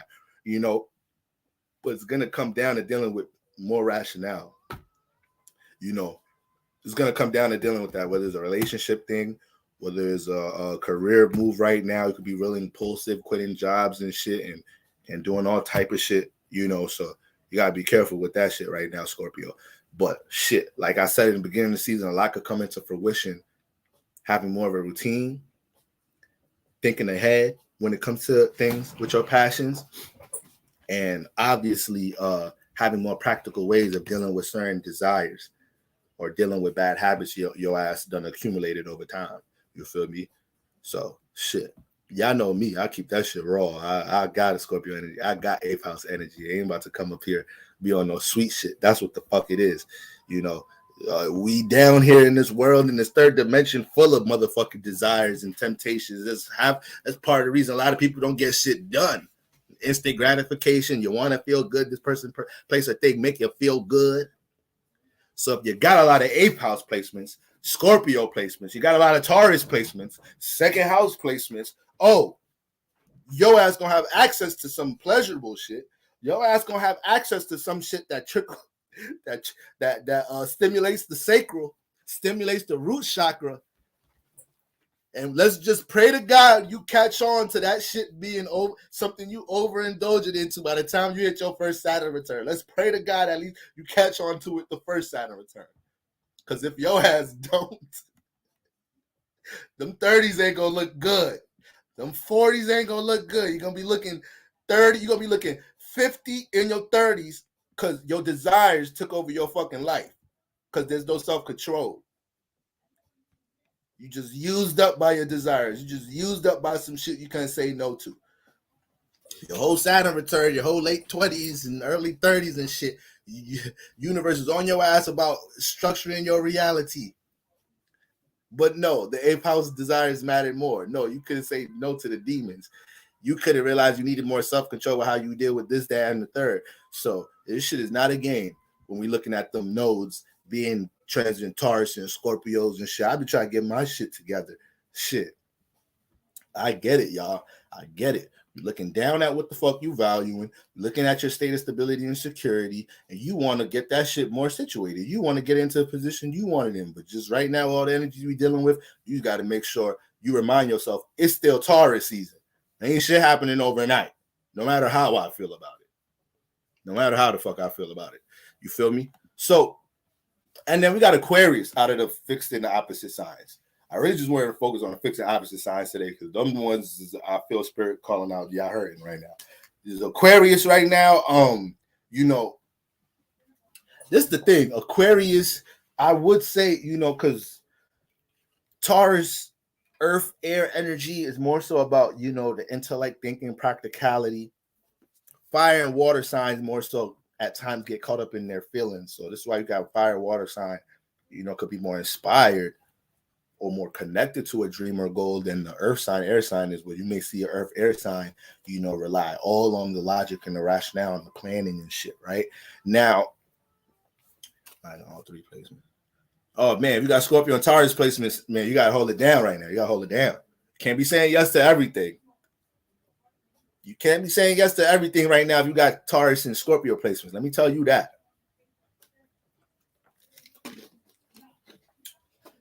Everything that glitter ain't gold. Just because it look good, you ain't got to partake, Scorpio and Taurus. Universe just throwing every just throwing like, all right, let me just. And this is before Taurus season. Nodes was in Taurus before that. So Taurus and Scorpio placements, especially if you got Venus and Mars, as you seen somebody say they Taurus, Moon, Scorpio, Mars. So if you got Venus and Mars in the nodes, my Venus and Tauruses and Mars and Scorpios, y'all another one. You know, it's not your sun or your moon, but Venus, you got Venus at home where she gets access to pleasures. more than the more she's at home, so she gets to access to it more than she would at other places, even though she don't get that shit regardless. And then you got Mars in Scorpio, so shit, when it comes to your passions and desires, that you gonna get to that shit one way or another, and you'll do some deep dark shit at times to get to it. Mars and Scorpio, you think I don't know? Mars and Scorpio do some shiesty shit. Mars and Scorpio do some shiesty shit to get to their desires. All right. That's just getting to the real negative. Like, if you want to get to like there's one thing being in the 8th house, but if you really want to come where it's like where the crazy stuff really go down, yeah, that's the bottom of the bottom. Mars and Scorpio. Mars and Scorpio doing anything for a desire. No control, no self-control. And then the thing about Mars and Scorpio individuals, you're not going to really be able to pick up on that shit. That's like planets in the 8th house. You're not going to be able to pick up on it because it's behind. Scorpio placements are not easily seen. You're going to pick up on the energy. You ain't going to know. This motherfucker could be a whole murderer, scammer, killer. But they come around, you just pick it up on the energy, but you ain't going to think it's that. It could have been anything. It could have been anything, but you picked up on the energy. So that's a lot of Scorpio 8th house placements. You know, it's hidden, but they don't realize the energy is felt. Their aura is felt. The vibration of whatever they're hiding is felt. Energy is energy, whether you can see it or not. You're always gonna be able to feel the motherfucker. It's almost like if you meet somebody. I mean, ladies, y'all ever met a man and you wasn't picking up that his energy was genuine or transparent in some type of shape or form, and then you started learning so much shit about him? Or you start realizing, oh yeah, I wonder why they would hide this shit. I mean, I'm still a woman. I'm an understander. I'm feminine energy. I could understand. I could absorb and understand. But I see why you hid this, even though you didn't. So, but that energy you had in the beginning, you thought you was tripping. But nah, that was your female intuition picking up like, yeah, this motherfucker got a strong 8th house. Motherfucker got some secrets. It's hiding some shit. They've been through some things, experiencing some things. They trying to learn how to. This man is physically. He's really trying to control that shit, not oozing out how he expresses himself or how he appears. You know, he's trying to control his inner self to not be shown through how he expresses himself. This is how he expresses himself. This is not really him. So, you know, women could pick up on that shit. You know, women could pick up on that shit. Now, if you could tell, now, if a woman is on that shit. Some key indicators for a man to understand is a woman that's very seductive, a seductive ass woman. It's, by default, you got a lot of things in that 8th house. It's a lot of you trying to keep your whole life mysterious and hidden from others. You gonna give off a seductive aura. You might manifest a resting bitch face. You wasn't like that when you was a little girl. You smiling all the time. You feel me? Now you done experienced some things as a woman. You done got into some transformative situations, maybe in relationships. You done whatever. You went through what you went through. Now your 8th house aura is strong. There's a lot of things you keep to yourself. You don't have outlets.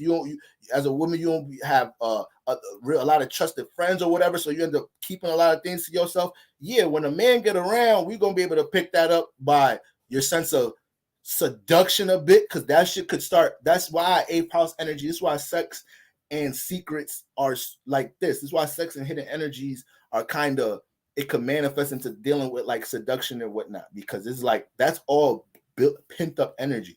That's all like pent up energy in some type of shape or form. And pent up energy could feel like sexual energy, you know, as long as both of them energy could be directed wherever.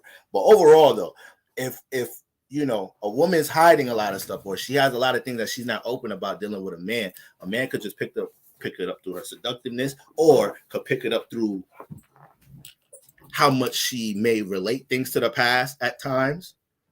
That shit could be like, damn, why certain things I say always trigger something else that she ain't release certain things. So it's still a lot of things left. It's pent up in there. That's why she keeps connecting what you're saying about this, that, and the third to something she experienced in the past. This, that, it's something that's still triggering that subconscious, still something she got to release in that shadow. So people think they be hiding shit, and you trying to be in a relationship, that should go ooze out sooner or later. So just work on being as transparent as possible with a motherfucker. All right. You know, you got these YouTube dating coaches. Everybody a dating coach, female dating coach, male dating coaches. You know what my dating coach advice is? Shit. Come raw, come real. That's the best advice. Let a motherfucker know who you is from the gate. Just filtering everything out. You just filtering everything out. You're gonna get closer to that motherfucker who matches how much dirt you got. Y'all could live in harmony as two dirty motherfuckers. But when you're running game, I don't know what running game is. I don't know what that shit. There ain't no game over here. This is how I get down. This is what the fuck it is. That's how it gotta be, man. You start running game, ain't no such thing as running game. That game that you run, sooner or later, the real you gonna come out. Sooner or later. Where all that game go? Where all that game go?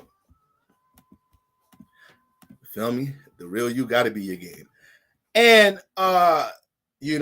back to my Aquariuses. So Aquarius, you're air, you deal with relationships, but like I said, you're more of a thinker with things, right? So you might be adjusting a bit more better to this energy, maybe more than Scorpio and Leos, just because they got to get more emotional funk at times more than you. But shit, you actually be disregarding the emotions a lot of the times, or you have your ways of thinking about shit. So it may be things you allowed yourself to think about over this time, and not allow yourself to feel. Aquarius, and some of these shits may be rising up a little bit to the surface around the new moon. Like I said, this is a whole new cycle. So we're right now around this weekend, we're digesting things in the past 6 months, and we're looking at the next 6 months ahead subconsciously. So you're looking at 2 seasons ahead, and we're still in the spring season. So when it comes to Aquariuses, a lot of how y'all deal with, I see a lot of Aquariuses, like I said, like with this energy, a lot of Aquariuses, a lot of y'all may have already made some relationship decisions. It is already we only 10 degrees in. Yeah, it's probably somebody Taurus season haven't heard from you. Haven't heard from you the whole Taurus season. Okay, you probably ghosted a motherfucker because you realize, like, nah, I got to get my values together. I'm not just going to be giving free time up for whatever. Whoever wants to make a certain effort in my life connecting to me, that shit got to be mutual. You feel me? So you may have Aquarius already may have made a lot of adjustments just in this first week of Taurus season as far as with people, just realizing like, yo, I value this, that, and the third. Because one thing about Aquarius, they Saturn based. So when it comes to things dealing with stability and security, them acting on it is one thing, but the mind is always on it. The mind is always on it with Aquarius. Is their body moving on it, moving on the plan? I don't know. But they mind, they subconscious always on the bag. Best believe that. That shit always on security and stability too. It's just that they air Taurus Earth. So that is 2 different archetypes, but they both fix. You feel me? Antonio, what's going on? I was in your live the other day. I was in your live stream the other day. I don't know if you was paused or something. You feel me? But yeah, I was up in there. So Aquarius is y'all continue to roll with that vibe of reevaluating your goddamn relationships. You're starting to realize a lot of things that you value, close ones. You thought they did. They put up a front like they do, but they really kind of maybe just validating your thoughts and your ideas, and they don't have a certain drive that you have. So you have to seclude yourself, isolate yourself. Aquarius, when it comes to your relationships right now, this ain't really the time to just. You can't be as dismissive right now, Aquarius. You can't be as dismissive right now. This energy does do with cooperation. So if you value something, you're going to cooperate with it. Like, this is a little heads up right now. If you dealing with somebody right now and they acting like they don't want to communicate with your ass, their value for you is low. I'm telling you that right now. If there's a very low sense of cooperation with somebody, they don't value your ass. They don't value that relationship that much right now.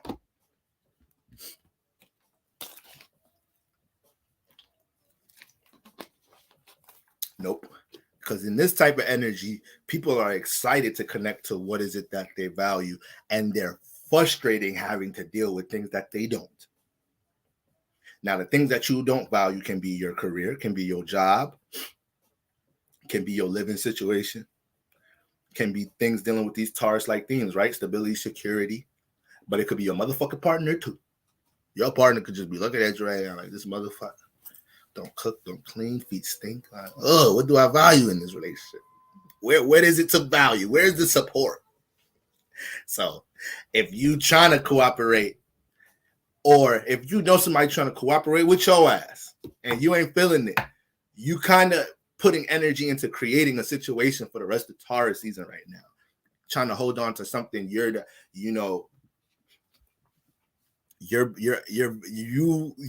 have somebody trying to cooperate with you. You know somebody really value you. You know somebody would kind of do whatever you say.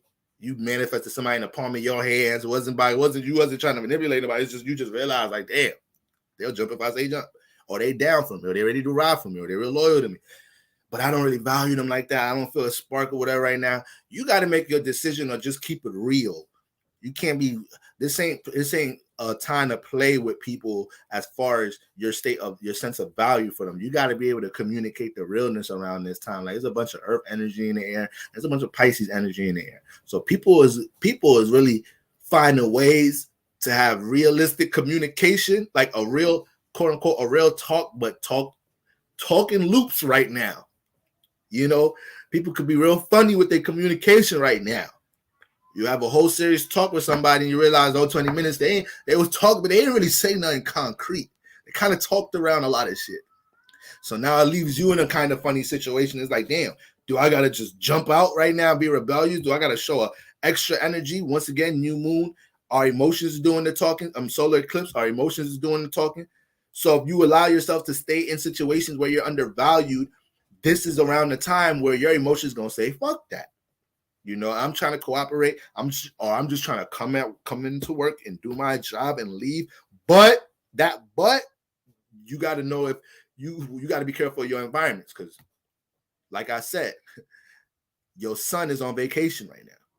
Solar eclipse. Your sun sign on vacation right now. So your emotions for these next couple of days, your emotions, they doing the walking, the talking, the expression. So if you just know that you're ready, if you could just feel you ready to act out in a certain situation, then that's just really highlighting what you've been having pent up somewhere subconsciously. If you walking into work, like, I swear to God, if one motherfucker today, then you know, even if it don't happen this weekend, something down the line, it ain't going to be good. If you think about that with your partner, it's like, damn, it's been 2 months, 3 months. This shit has been unstable like shit. Arguing this, that, and the third. If I ain't see them in weeks, I really want to give a fuck. Come on, man. Let's just be real. Let's just have some real communication right now. Let's just say what the real problem is. So a lot of y'all need to ask people in your lives, what's the problem?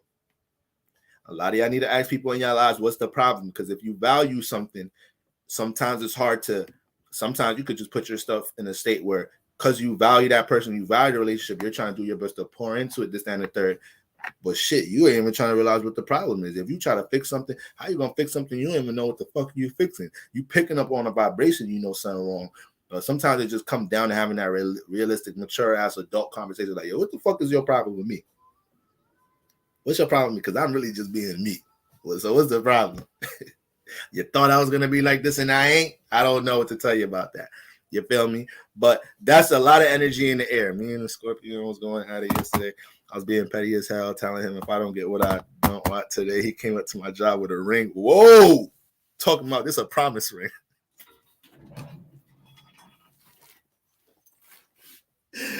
I know what tone of voice you just said that in with the emoji.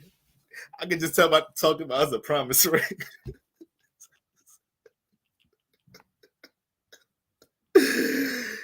Oh shit. When we fucked up, the way we be trying to make shit up sometimes be hilarious. Niggas be trying to take shortcuts in making shit up sometimes. It's like, come on, if you're gonna apologize, if you're gonna try to make shit, if you're gonna try to make it up, bro, don't do this shit half-ass. Niggas will half-ass the making up part. Oh, my damn pointer finger. Yo, I can't, man. I can't. All right. So, yo, no, it's y'all is funny. But look, that you see him right there. You see what his value is right now. It's like, okay, got you under the radar, motherfucker. You feel me? But That's what you got going on. I just know my fixed and op signs. I just know. I know. Now, shit, the neighbor signs is Aries and Gemini. You know, well, as far as Aquarius, yeah, Aquarius, y'all gotta, yeah. I think a lot of Aquarius are seeing progression through having more routine right now. I think a lot of Aquarius is right now understanding that, you know, they gotta allow themselves to block out what I like to call idle thoughts. So you can have what you're planning, what you're working on, and then you're always gonna have all the other thoughts that kind of relate to what you're doing, but it ain't nothing you about to do right now because you already got an efficient something in motion. Sometimes Aquarius, you spend too much time paying attention to all those idle thoughts without something in motion. So now a lot of Aquarius are in the space like, fuck, I'm in Taurus season, ain't nothing in motion right now. So this is why it leaves a low tolerance for people that you don't value, Aquarius. So when the fixed signs, we looking out, but y'all are also the ones that can play out this passive aggressive like energy right now. So yeah, y'all could be dealing with some friction. You got to make sure y'all not using that energy. You know, you're not embracing that energy and just throwing it back at a situation or a person just because you've been dealing with a certain energy during Taurus season. But y'all could be the main ones to jump into some passive aggressive shit, you know, or release some shit that's been pent up, you know.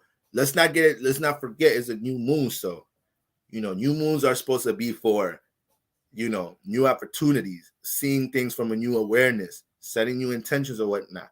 Now, the thing is, you know, because there's a solar eclipse or whatnot, and we have this 6-month cycle type energy in the air, a lot of things that you want to set intention on, it may be, I don't want to say blockages, but it may be certain things that you ain't conclude before jumping into these new cycles. So while you're real excited to start something new and this is the energy, now this is for everybody, it's not just the fixed and square signs. A lot of us could be in a real excited energy for a new relationship, a new career, a new job, you know, excited to start something right now, right? Whatever it is. But you can feel the remnants of something old, of an old relationship, of an old job responsibility. You can feel that kind of clashing with what's for the new. If you in that type of energy, you need to take this weekend and, you know, I want to say the rest of Taurus season going into May, you need to take this period to kind of conclude those things, take care of some loose ends, you know, within previous relationships, with things you probably used to work on, with certain responsibilities, things in your surroundings, whatever it is you feel that's giving a little bit of friction that kind of needs to be, that is reaching the expiration date, but it needs to be concluded. And it's like you real excited to jump into something new, but you still got that energy lingering. Take this month to try to take May to deal with that shit. Be careful trying to start whole new situations. You know you and your partner about to break up or something. You just feel it in the air. You think you Phil Collins. You just feel that shit in the air the past couple months. You like, this shit sooner or later. Let me speak for myself because that's something Libras we be doing.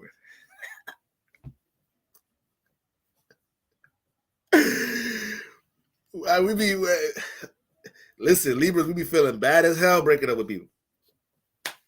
Aries get our opposite sign. Aries, they get to the point. So Libras, when we actually have to confront somebody and break up, like we'll let that shit linger and we'll start waiting until they break up with us. So this is what I'm saying is there's passive aggressiveness here. So it's like, you know, you gotta make sure you're not allowing yourself to stay in no bullshit because your ass is just, damn, should I do it? Should I? Damn. You gotta be careful of that shit. Your ass in a hole, your ass thinking your relationship is like, all right, this shit, we're gonna break up sooner or later. Your ass starting a whole new relationship on the side. It's like, damn. I mean, that relationship pretty much over, but can you at least actually break this shit up first, though? You done moved in the shorty crib, like, you went on 3 dates with homie already. Like, damn, can you at least shut the last one down? You feel me? You done got hired for a new job before you quit your last one. Now you just running around this weekend like, damn, what I'm gonna do?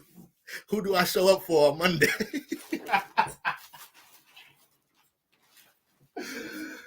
Somebody ain't gonna see me on Monday. Damn, I ain't know these niggas was gonna hire me that fast. God damn, I ain't know I thought it was Taurus season. I thought everything worked slow during Taurus season. Shit. Oh man, let me go see what Boro talking about. I need to figure out who I'm gonna go to on Monday. Let me see where this new moon transiting. Okay, I think I'm going to the new job. So you gotta like be careful, y'all. Cheating like the zebra. Yeah, I gotta be careful, y'all. Nah, because I've been in that exact. I'm dead at. Nah, all right. I know I'm joking, but I'm dead serious, y'all. We in the flux of cycles right now. So you looking back at a lot of shit you've been involved with in the past 6 months, and you looking at the next 6 months, and you vividly seeing everything that need to transform or change, but some shit feel like it's about to start before some shit end. So you gotta be as wise as possible. You better let that motherfucker know your ass ain't get divorced yet. I mean, shit, we don't even be seeing each other like that. Yeah, my name's still on the lease. Yeah. I mean, we live together, but shit, I be in the basement. It's just for the kids right now. Yeah, we ain't together, but we live together. I done heard that one before. Shiesty motherfucker. You feel me? Don't be starting no new shit with motherfuckers that got shit, open-ended shit to take care of. Take that into your personal life right now. All right, y'all?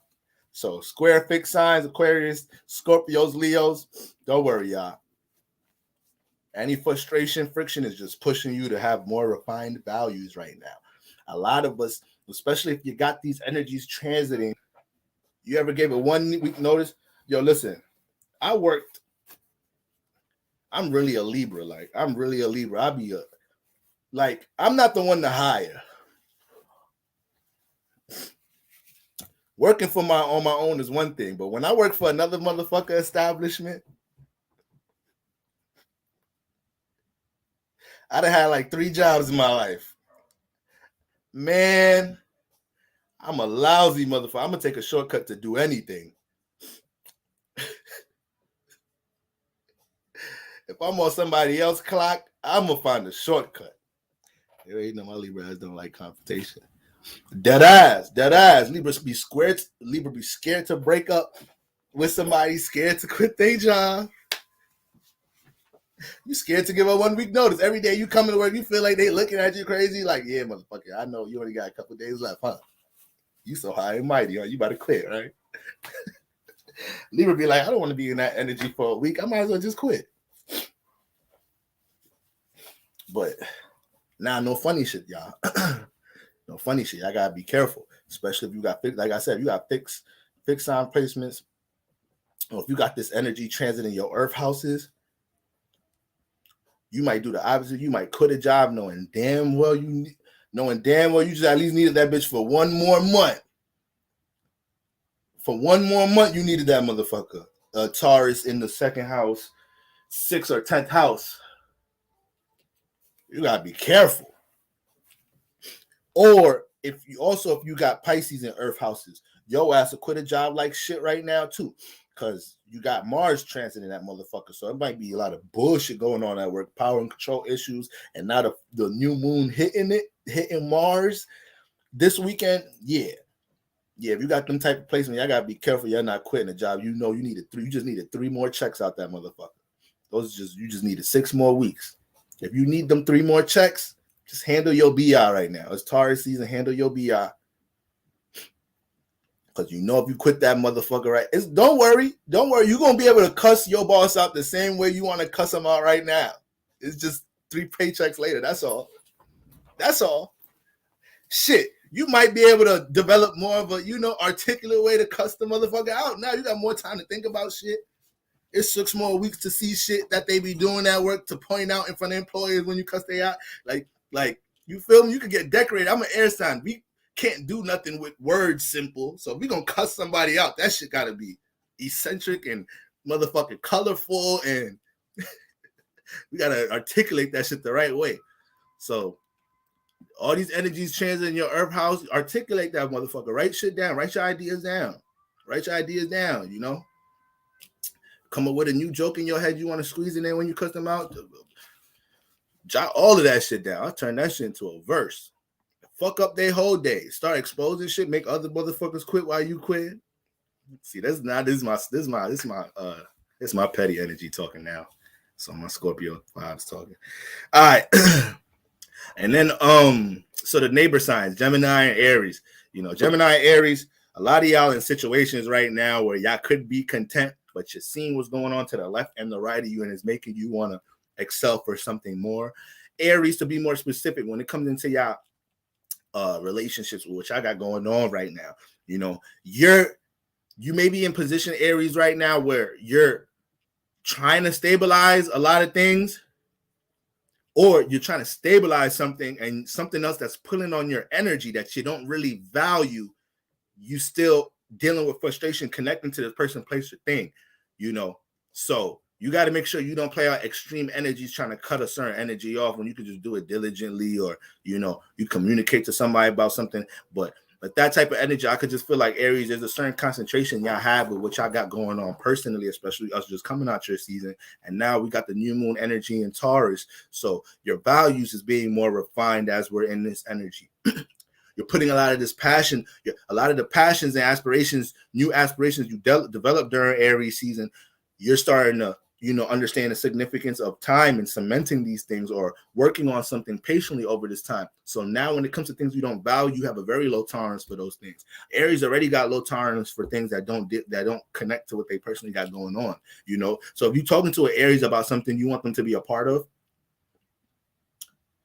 you know, if they don't really fucks with you, like, don't ask an Aries to be a part of something and you know they don't even fuck with you like that.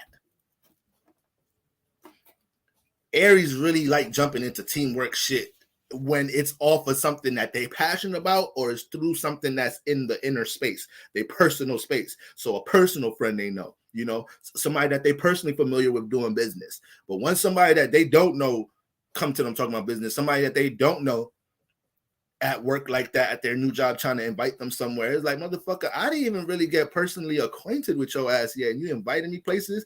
Is that what you think? Like, Aries kind of look at you like you crazy. Like, I wouldn't invite no fucking new coworker to my kid's birthday party just because they working at my job. You crazy, motherfucker? What's wrong with people? That's how Mars energy look at shit. Like, why people so open like that? Bugged out. This is a crazy world. Don't nobody keep shit to themselves. So with all that being said, right now, a lot of Aries, a lot of y'all just in a space where, you know, my brother now a power in the building. A lot of y'all just, Aries is in a space where it's a very low tolerance for nothing you don't value. And people might be making you feel a little guilty right now, Aries, because you that invested in what you got personally going on right now. They don't know you just went through a whole evolution during Aries season, and you're looking at your personal goals and your potential a whole different way right now. So now you're getting a Taurus season, and you're trying to learn how to deal with pace and patience and schedule and routine. And yeah, you may have your minor frustrations with it because your energy is usually on go and wants to see results overnight. I get it. You may be feeling drained, having shit you don't give a fuck about pulling on your energy. So this is the time to understand that and make sure you're not super passive aggressive in these spaces right now, Aries. Once again, that Mars energy could be real extreme. And then Gemini, and Aries too. Maybe your partner don't understand how passionate you are about something. They think you're doing some shit for a hobby or whatnot, and then that's why they don't. They play out as a distraction, or there's a misunderstanding. Aries, you got to kind of make it known to a motherfucker what is it you personally invested in right now, because sometimes you don't even care about expressing that. You don't even care about expressing, like, yo, I'm passionate about working on this right now. Like, look, baby, I love you, but for this next 2 months, we only can see each other on weekends, this and that. Like, I need time to do this. Sometimes, Aries, you don't even have time to do that shit. Sometimes Aries will be like, yo, you annoying. Like, yo, I need some space. Like, learn how to articulate that a little bit, just a little bit, Aries. You know, this is Taurus, and I deal with a little bit of cooperation. That'll help solve a whole lot. That'll have a motherfucker like, damn, I didn't know Aries cared about that shit so much. I can't fuck with this motherfucker anyways, because I need more time and attention than that or whatnot. Or like, damn, I didn't know. I understand now. All right. So Aries might have to be in that type of space. Now Gemini, the other neighbor sign. Gemini, it's hard to find mediums with this energy because your energy is on go. You're one of the most quickest signs in the zodiac. When I say quick, very flexible. You move around a lot. You like to be in situations. You don't like to stay still at times. You're a lot of thoughts. So sometimes you can juggle a lot, be involved in a lot of projects, a lot of relationships, jack of all trades. We don't call y'all that for nothing. But now it's Taurus season. So shit, during this time right now is you're seeing that it almost feels like Gemini. If you don't get stability within your relationships, it's going to feel like you're always going to be in a chaotic state. And you're realizing a lot of the times you feel unstable because you cater to too much things going on with people and you need to get more into self. Once you start dealing with self, you start realizing how much people may not reach out as much. You may put people in certain positions in your life to do this, to do that, to do this, that, and the third. But then once you get into your Zen space and you start concentrating on your values, now you see all the people you may be connected to. You see how you filter your relationships. So during Taurus season, it may have been many situations you may have manifested, realizing that the things that you value are either enabled by people around you or is undervalued around people around you. So you may pick up Geminis right now, you realize some of the things that you have negative values from are enabled because you keep a certain social circle or whatnot. And then some of the things you are quote unquote positive values in your life that you want to work on or whatnot, even when it comes to certain inner talents, gifts, things you want to concentrate on, you start to realize how much other relationships in your social circle can't complement or help none of that shit. So it's bringing more of awareness on how to filter your relationships when it comes to your state, your sense of value for it. You got to learn how to decipher who's valuable in your life. This is everybody. You got to learn how to decipher what true value is. I had a friend.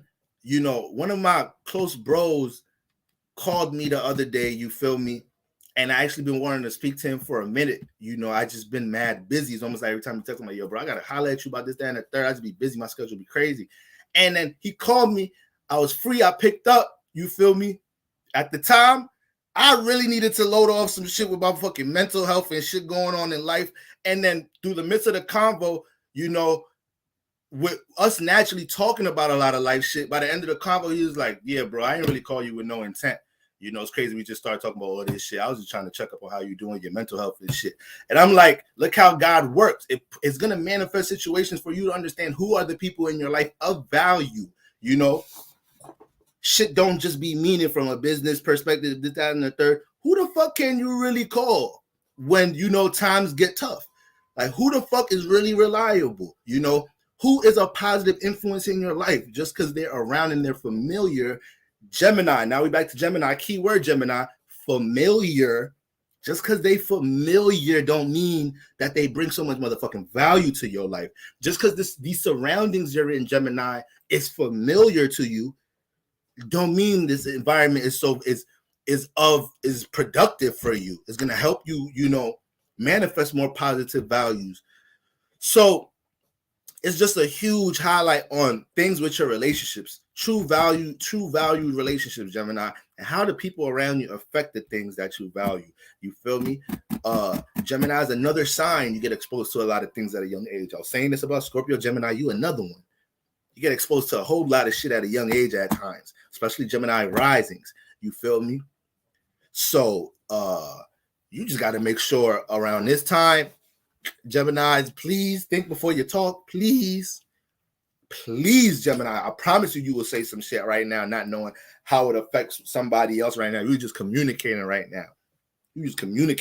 Saying whatever, especially around loved ones, Gemini. Sometimes, Gemini, you don't realize how much somebody actually holds your word into regard. You're so used to being a communicative being that when you actually are around a certain individual, a loved one, family member, a partner or something, and they actually, everybody know you communicated, everybody know you like to deal with different thoughts and ideas and perspectives about things. But when you're around people that you value and they actually really hold your word to some shit, you can't be just, throwing your words around everywhere, Gemini. People take that shit differently. You different. You're lighter. You're a lighter zodiac sign. You don't hold on to things the way other people hold on to things. You may have, even if you're a Gemini, you may have been in relationships that happened a lot. You said something and you didn't think it was that big, and then you was like, damn, that motherfucker held on to that shit. Like, you don't hold on to shit,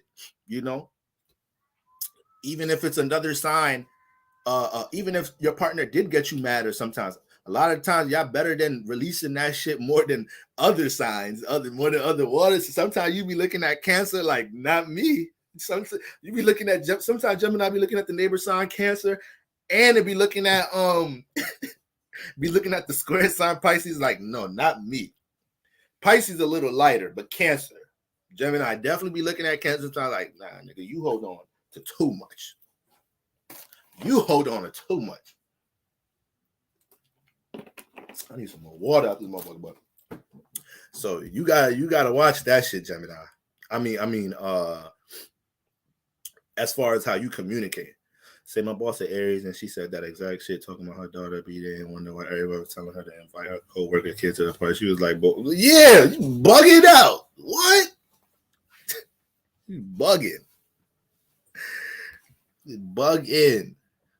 You feel me? So that's what like Gemini is going through right now. It's the neighbor signs.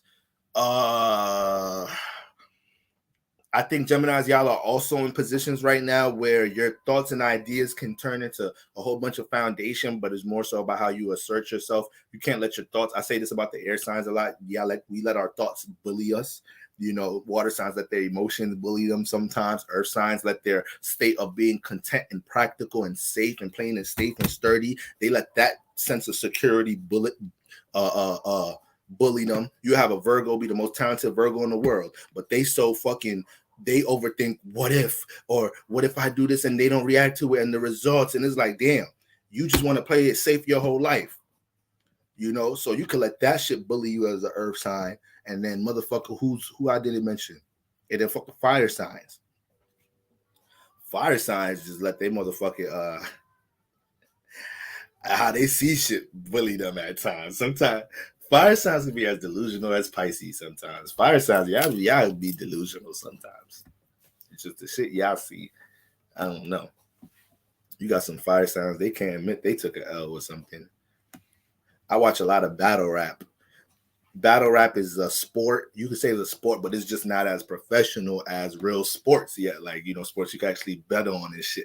And like I study the zodiac signs of battle rappers. When it comes to motherfucking Aries, Leos, them niggas ain't never gonna admit they lost the battle.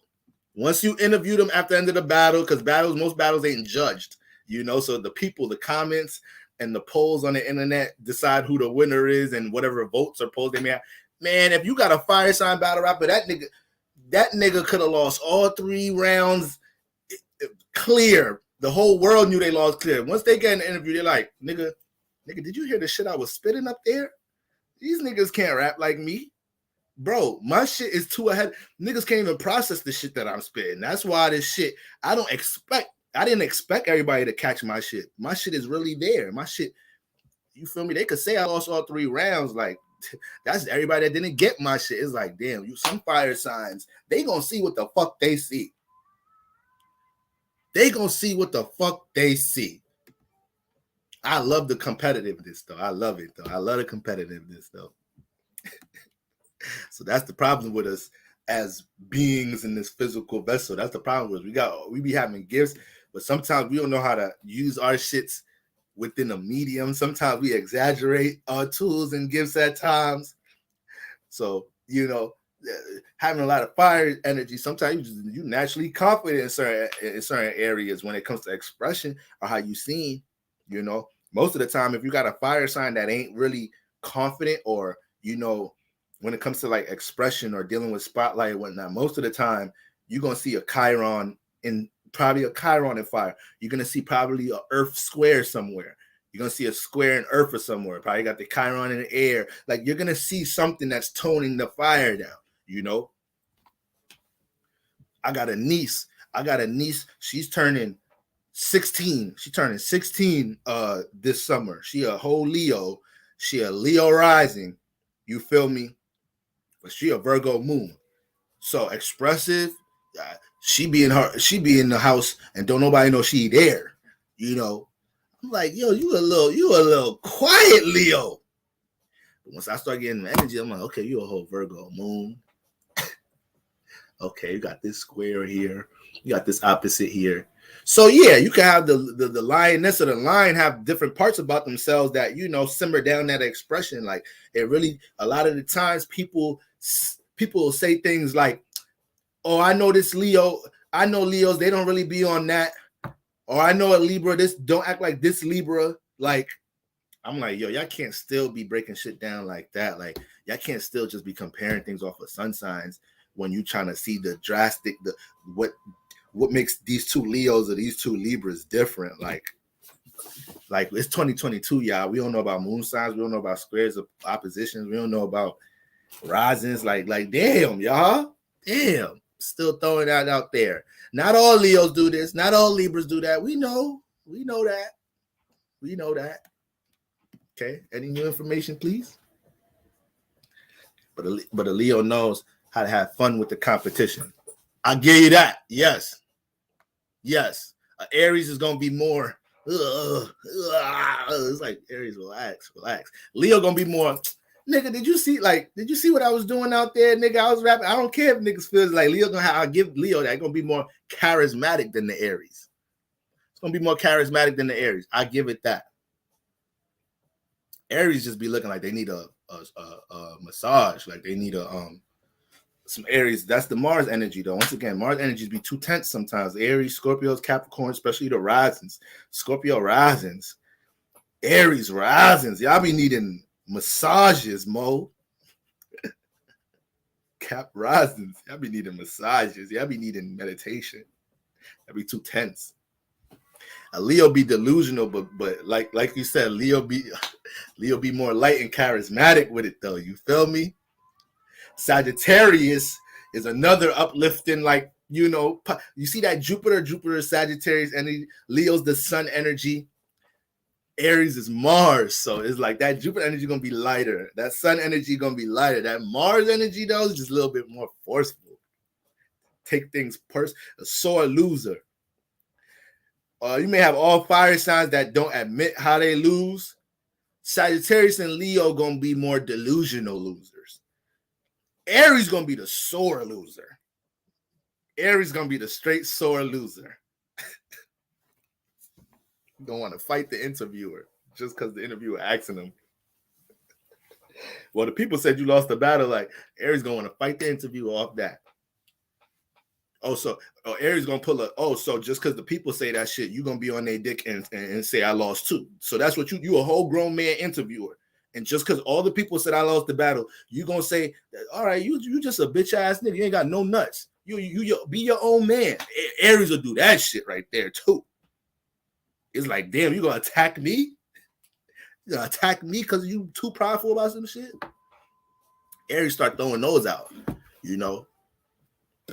A lot of Aries do that shit in their relationships. You date an Aries, they wrong about some shit. You catch them in some shit. They may blow up about some whole other shit, or get real dramatic and blow up about some whole other shit. Ain't got shit to do with nothing. Then just leave the house. Come back in the house. Come into bed while you sleep. Wake up in the morning, act like ain't shit happened last night. That's just the defenses. Just Mars just need to explode and leave because it can't deal with the Venus part of the problem.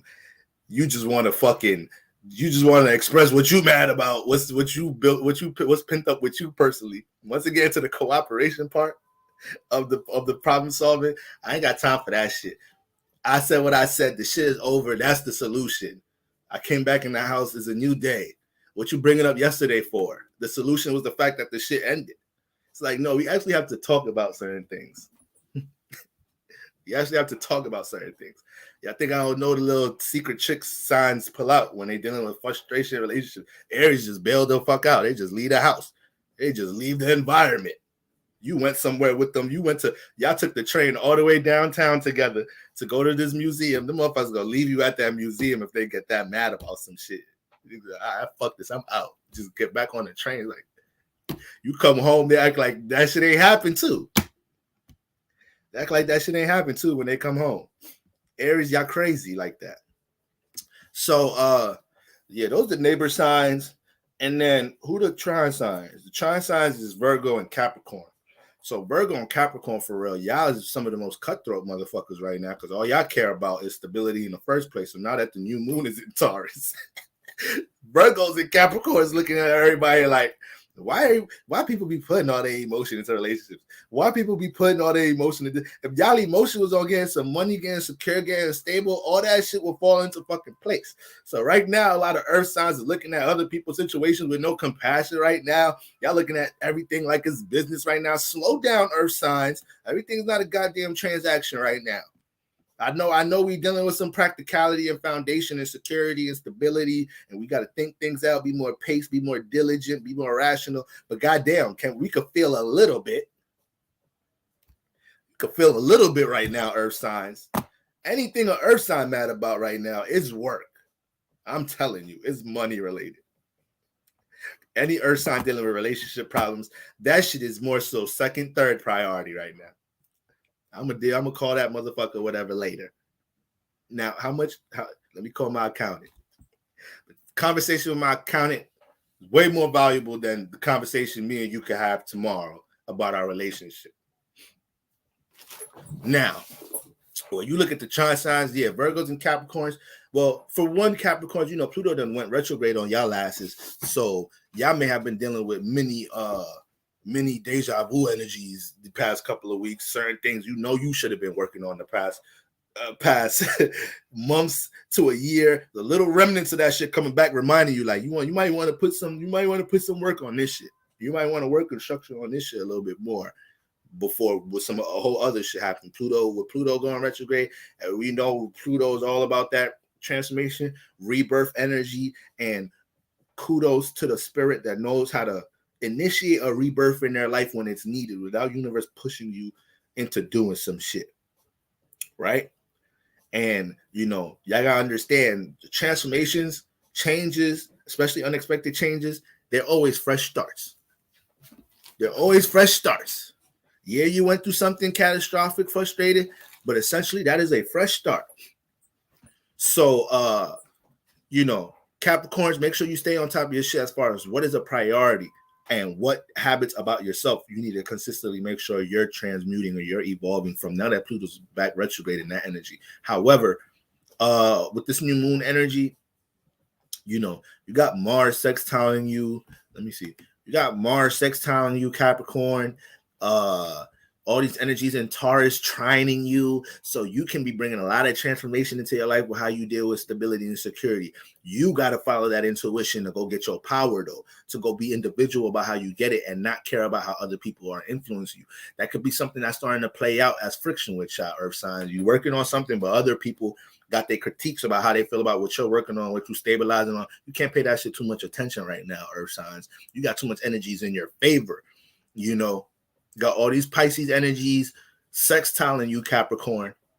So when it comes to your creative touch, or when it comes to your ability to understand things, dealing with business, dealing with your creative energies, the people that you're dealing with in business, you're a bit more in tune with your subconscious right now, Capricorn. All right, you're probably bringing some understanding to some things about yourself that you usually don't be trying to bring understanding to yourself about, things about yourself in relationships, things you may start bringing understanding to yourself around this time, Capricorn, about things that changed and transformed you, or things that happened to you and you just looked at it like, fuck it, I got tough skin, I'm gonna just take that one on the chin and we're gonna keep it moving. Now you starting to realize like, damn, the lesson in that, I wasn't supposed to just shrug that and act like ain't nothing happened. There was a lesson in that, you feel me? So Pisces is giving y'all a lot of that energy right now. But at the same time, with the new moon being in Taurus, all these energies, Mercury, Moon, Uranus, Sun, all in Taurus, it's really going to be this period is a lot of refinement going on with how the people, places, and things you value, affect what you're trying to build, what you're trying to stabilize in your life. There's a lot of things that you're bringing understanding from with past experiences, and when it comes to how to transform your reality, that energy has been strong since the start of Taurus season. So around this time is just a huge highlight. All right. It's just a huge highlight on understanding how to be more diligent with how you build things. With your relationships too. Now, Capricorn, when it comes to like your relationships with all of these energies, I think that Pisces influence has been hitting y'all to deal with more compassion and understanding the most within your relationships, right? That Venus sextiling, right? Jupiter sextile. So a lot of that energy by default, a lot of help and support may have been coming through other people, Capricorn, and you're learning you don't have to do everything by yourself. You know, a lot of y'all manifesting energies like that too. You don't have to do everything by yourself, you know, when you know you got these trusted individuals in your corner. But definitely having to deal with more cooperation, understanding in your relationships, you feel me? Sometimes Capricorns, y'all can be very dismissive, be a little bit reserved when they start dealing with things, you know, connection and the feelings of others and all that. It starts becoming a little bit of a tough spot for y'all. Let's just say that. All right. So, you know, take your time dealing with that, but you got to understand everybody's value system is being refined. So Capricorn, if you value this individual, you value this relationship, take your time cooperating with it, because that's what it is. That's what it is. But you are Earth. So shit, you manifesting a lot of people come to you for different type of energies revolving around stability. You're seeing new ways to navigate things within the work and career. And when it comes to getting yourself situated and stabilized within maybe your living environment, your sense of security and stability overall, you want to make sure that you're not putting yourself in a space where you're forcing something to work the way you want it to work, Capricorn. If this is a time that things need to be changed up, embrace changing that shit the fuck up. All right. Especially Pluto going retrograde. Maybe strong influences these next couple of months for you to understand that you don't have to force building something. And when you feel friction, this is more so for something you may have been working on long term, or especially when it comes into the career field. You know, if you've been staying content working on something a certain way right now, I'd be surprised if intuition ain't ringing right now, Capricorn, to experiment with trying to change this to gain more power, trying to work on this on the side to build this income up or whatever. There should be a bunch of ideas. Mercury just got into Gemini today, so it was trining you for the past month. So Mercury is just giving a whole bunch of new analysis and critiques when it comes to how you building things, career, you know, resources you already have. All right.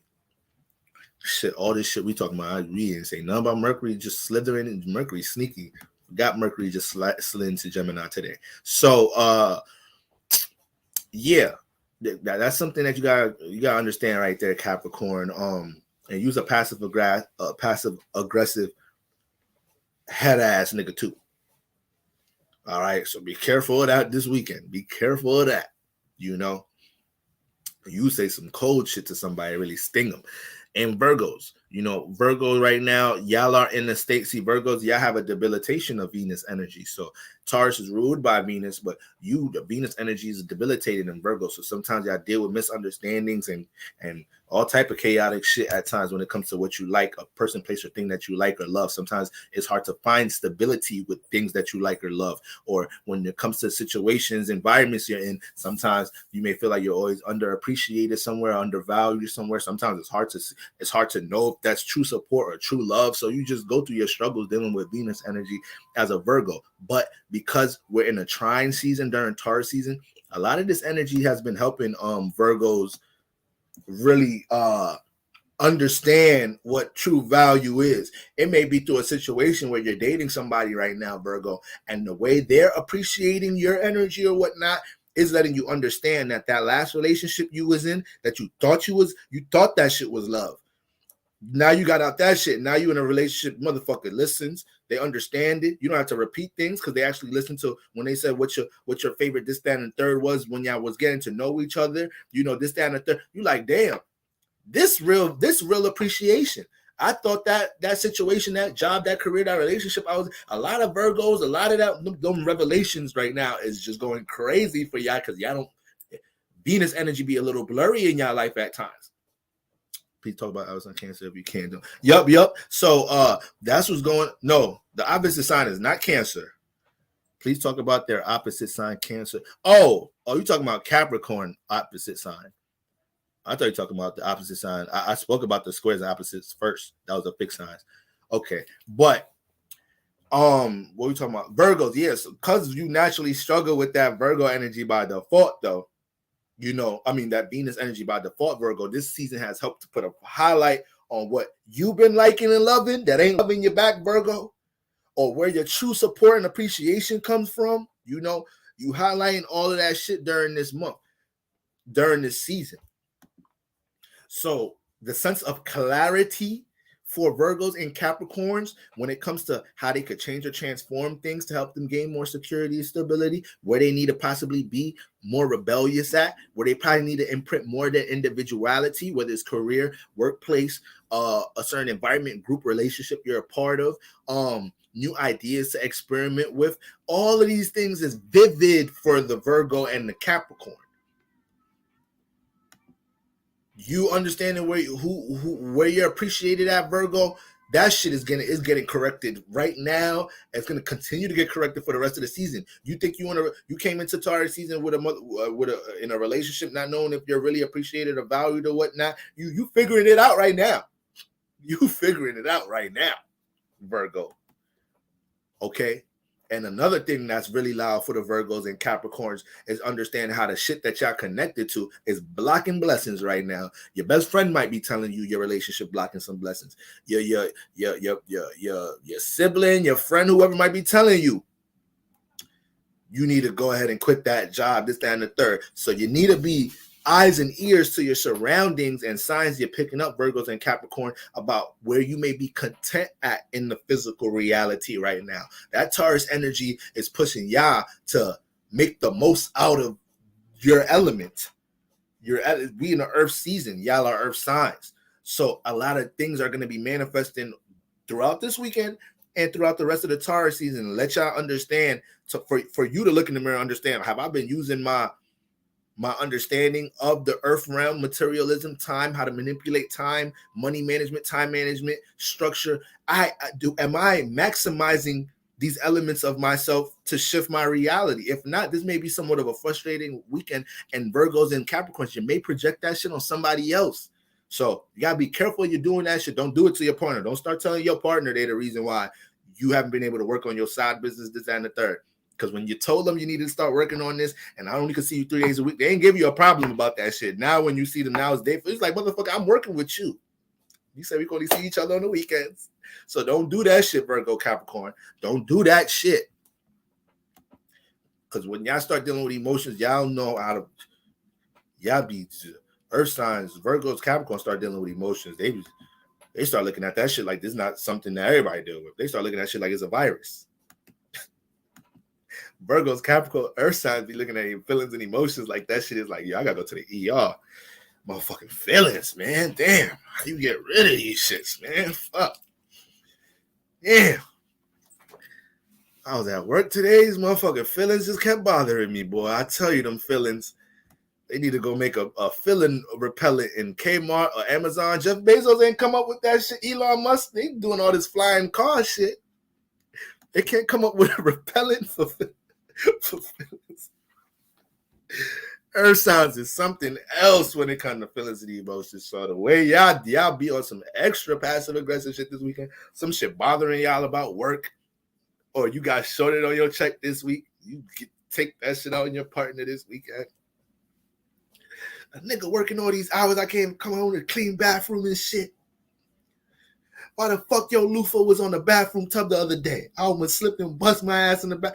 It's like you start making little shit. Like I know this motherfucker ain't yelling at me because my loofah scrub fell off from the rack in the bathtub, acting like they was about to slip and fall and die in the bathtub. It's making little things big right now because you don't know how to properly digest your feelings and emotions around this time. Now you extra passive aggressive earth sign, and the passive aggressiveness from an earth sign is some shit that I have you want to fight them because they'll say shit to make you feel like you not smart.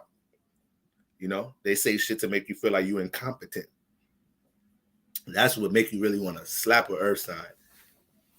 Say some shit to make you just feel incompetent. Like you could have Googled that, like whatever. But earth signs, that's what's going on. You know, y'all got the light right now, for real, for real. Y'all got the light, earth signs.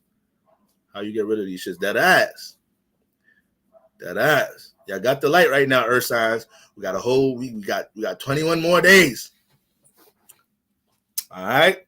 So this moon, this new moon, for what it's doing for a lot of earth signs is, when it comes to when it comes to what a Virgo and Capricorn is trying to build in this physical reality, right? What they're trying to stabilize, this weekend just pretty much puts you in a position where anyway you've been in your own way, you actually picking up on that way more than anything externally that's in your own way. But it's just easy for you to throw that shit around different places, acting like it's other people fault right now. So y'all gotta chill on that, earth signs. But I know a lot of y'all getting busy right now. Okay. And then, so that's my trine signs, neighbor signs, sextile signs, Pisces, and Cancer. Now, I said this is going to be a real fruitful time for Pisces. A lot of Pisces, it's what you want to work on, what you want to build, what you're trying to structure. You're having easier access to routine and work on these things, and a lot of y'all getting more action oriented or whatnot. But y'all could get y'all energies drained from a lot of other relationships and environments and groups y'all in part of right now. So that's why y'all Pisces going through a lot of changes, filtering their relationships with their aspirations right now. You know, they leaving certain groups they was in, certain yoga groups, certain communities here, this and the third. It's like, I learned what I had to learn from this. Now I'm about to start this journey on my own, this and the third. So a lot of Pisces been in isolation because they're getting things recalibrated with their aspirations or how they feel about their surroundings and people, places, and things they're around, and just going through their Zen space right now. When you got a lot of energies in your sign, you're going to deal with a lot of active energies in your life. So it could put you in the extreme where you're dying for the solitude because you got so much things pulling on you. So Pisces right now, you know, Jupiter, Venus, Neptune, Mars, Pisces could be here. Pisces ain't got a to-do list every weekday. I know y'all scattered as hell right now. You know, just look at y'all chart. Y'all got stelliums. You got a planet with 3 or more planets. Is that not one of the most active houses in your life?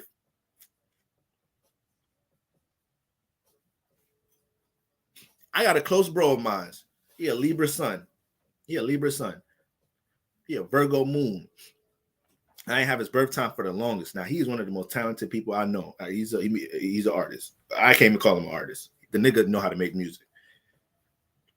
For the longest, for years, I've been on him, you know, to try to invest in his art, you know. And I just been in my head, I just been like, damn, bro, you need to get your birth time because I got to see why you so talented, but you fucking don't have no fucking belief. You don't have no competitiveness in you to be like, yo, fuck all these other rappers and that. Let me get my music out. Like, what the fuck is in your chart? So I ended up finding out he was a Virgo moon. So I was like, okay, you think too fucking much. You too nervous. You too scary. That's one. Okay. But then when I got into the chart and I seen a 5th house stellium and an 8th house stellium, that alone. So you got a strong ass creative essence. 5 planets in the 5th house, and you had 3 planets in the 8th house. You feel me? I'm just like, damn. This is why you can't run from making music. You can't run from doing things creatively or being in tune with things creatively. But yo, you got all this friction from the 8th house, and you see how you get in your own way. This is what life is about. This is what we're all learning to do. All of us have parts of ourselves that get in the way of certain things with ourselves. So life is a everyday journey, understanding how to align these different parts of ourselves to experience what we want to create what we want to create, you know, and make sense of our experience more so. And yeah, I was just looking at that shit like, man, you know, the houses y'all got stelliums and y'all gotta understand, y'all got business to take care of in that house. That's a lot of what you came down here for, you know. That's a lot of what you came down here for. We got a bunch of planets in a certain house or whatnot. So that's important to understand there. Now, the sextile signs, Cancers and Pisces. So yeah, like I was saying, Pisces, man, y'all going through a lot of energies where you know, it's hard to find that medium between being being out there or connected to where everything's going, to certain people, placing things you connected to, and finding the balance between what you got going on personally. You feel me? You got so much shit that's probably pulling on your energies that you probably being extreme, being heavily isolated around the moment. It's all to recalibrate the subconscious, get your aspirations, get things that you want to move on together. Sometimes Pisces, you could be in a relationship and you go through a lot of shifts about how you feel about an individual in a short sequence. You feel me? You may not express it or may not have it be seen, but around this time, this is an important time for you to understand how much you value or how much you're valued and appreciated in a relationship. Because once Pisces find value in a relationship, they're gonna pour into that shit, and they could get caught up pouring into it that they're not even looking to see if it's being reciprocated sometimes. So this is the time for that to be. I told y'all during Taurus season, it's going to be a fruitful ass time for Pisces season, but it may have to develop into being a fruitful time the more that y'all able to shed skin from things, people, places, and things that don't complement, what you value or where you're being unappreciated at, Pisces. Relationships, places that you work at or whatnot. That's all important to understand there, because all the planets you got transiting are your element or is a part of your archetype. So Jupiter and Neptune are your rulers, and Venus is your exaltation space, and they're all in Pisces. So it puts you in a space where Pisces couldn't be content if they wanted to right now. Pisces could want to live the most regular life in the world right now. They can't do that with all these planets. It's Jupiter and Neptune making them want to experiment with their creative abilities. It's bringing up past shit that they didn't get to fully maximize or experience when it comes from a creative perspective. Is making every single person that flirts with them look like it has potential to marry, and making everything vivid when it comes into the imagination or things you want to bring into fruition or create. So it's hard for a Pisces to feel content right now. It's too much understanding and experience you manifesting around the moment. Too much understanding you manifesting from previous experiences. So to not want to experience with nothing, and this has been for a minute. This ain't no new energy for Pisces. This ain't no new. We know we've been dealing with these influences. You feel me? And all this Taurus influence is just helping you cement these things. Pisces, you can be the one flipping on somebody on some passive aggressive energy this weekend because somebody that you actually care about and you value don't value something that you invested in as much, or you feel like you're not getting support from them. That could make you flip out around this weekend. So you gotta be careful of that shit. You gotta be careful of that right now. All my Pisces out there. You got to be careful right now. It's tough. It's tough when you have a dream aspiration about something and you deal with friction from loved ones. You deal with a lack of support from loved ones and this and the third. Or you feel like people that should be your support, they're not even noticing or caring about what you're doing or whatnot. That shit tough. It sucks sometimes. Pisces, y'all might be in that energy where you have to be your own belief system. You got to depend on yourself, and you can't waver your emotion depending on how somebody else look at what you're trying to cultivate, or looks at your relationship that you really believe in, or looks at that creative endeavor, that brand you want to establish or whatnot. So a lot of them energies dealing with Pisces right now. Make sure you don't just project or blow up on somebody because you realize just because y'all don't value the same shit, even though you care about this person, it is what it is. It is what it is. But still a beautiful time to stabilize a lot that you got going on right now. Now, in Cancer, I'm seeing Cancer.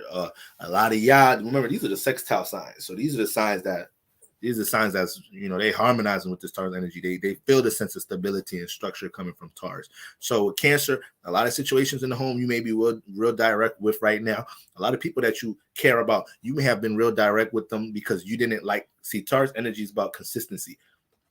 It's about persistence, keeping things in motion, right? So a lot of the energy Cancers is picking up on, they don't like they wishy-washy energy feel real uncomfortable for y'all right now. So it make no sense for y'all to pour into some relationship or put y'all heart, because Cancer do everything with their heart. But Cancer involved with it, they doing that shit with their heart.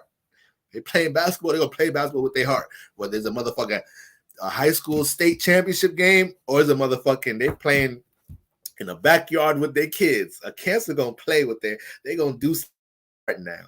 All right. Now you take that into consideration with your value system. So Cancer's putting their heart into things and they're realizing they're not valued in that environment, in that relationship, in that workspace. So right now, Cancers, y'all could be the ones blacking on people from that state right now. It's like, damn, I didn't put a lot of my motherfucking magic into this bitch, into this relationship, into this career. And you mean to tell me my shit is underappreciated here? You mean to tell me I'm not valued as much as I believe I should be valued here? That's gonna make a Cancer flip on somebody's ass this weekend. So Cancers, be careful. But overall, a lot of them influences may have been trying to create portals for you to jump into a space where you start to put that care in things that you value within yourself, to start building more security and stability through things you individually got, through your own personal talents, instead of that, a lot of that energy being sucked through another company, through another environment. A lot of this energy is pushing you to get more self-sufficient with the things that you got going on that you have. And when it comes into your relationships, Cancer, a lot of the energy is right there. When it comes into your relationships, Cancer, like I said, it ain't, if you feel like the bitch is unstable right now, the relationship is unstable, you got to be careful how you deal with communication right now. Because once again, it could be real disheartening for a Cancer to realize right now a situation that they were pouring into or they were connected to, they're not appreciated in that sense. They're not, or their shit is just, their shit is not being reciprocated. If you realizing that around this time, Cancer, you got to be careful how you deal with your energy right now, because you will really lose all sense of action right now. You will be pure emotion right now, Cancer. You will be pure emotion right now. So you got to make sure you in a somewhat of a environment where you could be cool, calm, and collective going into the weekend. All right. And this energy overall has been helping you to get more situated with how you work on the things that you care about. Like I said, within the career space or whatnot, you might Cancer right now. You might black on people in that space too, if you feel uncomfortable in that area. But make sure that whatever energy that, let's say there's an energy you have of something you do want to create, you do want to manifest, you do want to make money from, you do want to stabilize. Be careful not to project that elsewhere right now, Cancer, because like I said, you just a walking ball of emotion right now. You already the moon ruler, but we know around new moon, full moon times, you just being ruled by the moon, your energy shifts with it. All right. So with it being a solar eclipse, you gonna be one of the main ones that you don't give a fuck about how you seen. If you feel like somebody need to be cussed out, they're gonna get cussed out. If you feel like somebody need to get smacked, they're gonna get smacked. All right. And you may not be able to really see your actions until the moon get up out of Taurus and shit. You're like, oh shit, damn, I whooped their ass like that. Damn, this is gonna be Monday. You whoop their ass on Friday, you getting a call on Monday talking about like, damn, they still in a coma. Don't tell me I blacked out like that this weekend. Don't tell me that. Don't tell me that. Yeah, no, Cancers could be dangerous. All right. I believe they're the most dangerous zodiac sign, right? So not this weekend, Cancer. Now, but progressing throughout the rest of Taurus season, though, there's gonna be things rearranged in the home, of course. There's gonna be things rearranged in the home. You may realize, even like once again, loved ones, and we know Cancer. When we talk about Cancer energy, we ain't just talking about blood. We talking about people you're connected to. You connected to a Cancer, you family, or they barely do friends. Like everybody family to a Cancer. You feel me? If they fuck with them. So it's like when it comes to your space, your home, your loved ones, and whatnot, you got to make sure that you got to make sure that you're embracing changes and transformations here, because you may realize, once again, you're realizing the difference of values here. You're realizing the difference of values here. Okay. You really care about somebody, Cancer, but you know damn well, something that you value, they don't. You cannot push on other people right now and chill with that passive aggressive shit. All right. But so much things it's like I said in the beginning of the season, sextile signs, Pisces. I could go back to my Taurus for all signs, influences. I said Taurus, the sextile signs, Cancers, and Pisces. I could come out this season with a lot of shit stabilized, with a lot of shit with the reality of something that where your feelings was at. You both deal with that water energy. So there's something a Pisces and Cancer is trying to connecting to, understanding, feeling out, vibrating with their water. It's something they doing that with. So this season was just helping you out and see, do you really value Or are you valued by that person, place, or thing that you're vibrating with, connected to? All right. Is it of positive value, that thing that you're connecting to? So it brings a lot of clarity in that state for the Pisces and Cancer. But you just got to make sure, once again, you're not projecting and you're being as rational as possible of how y'all structure things in your life right now, because it could be hard to make sense of your emotions at times. But if you could make sense of your plan, if you could pinpoint what you do value, it helps you to deal with your emotions. Helps you to deal with your emotions way better, Pisces and Cancer. You feel me? You want to just pinpoint what you value, period. So you're doing this and that in the third, like I said with the Pisces situation. You're doing this and that in the third in a relationship, and you just now realizing you ain't really valued in it like that. You just now realizing you're not appreciated like that for whatever reason, whatever situation transpired to make you realize that shit. It ain't nothing to hold over yourself right now. It's something to be glad you came into realization about. Like, damn, I was pouring into this motherfucker. I was pouring into this situation.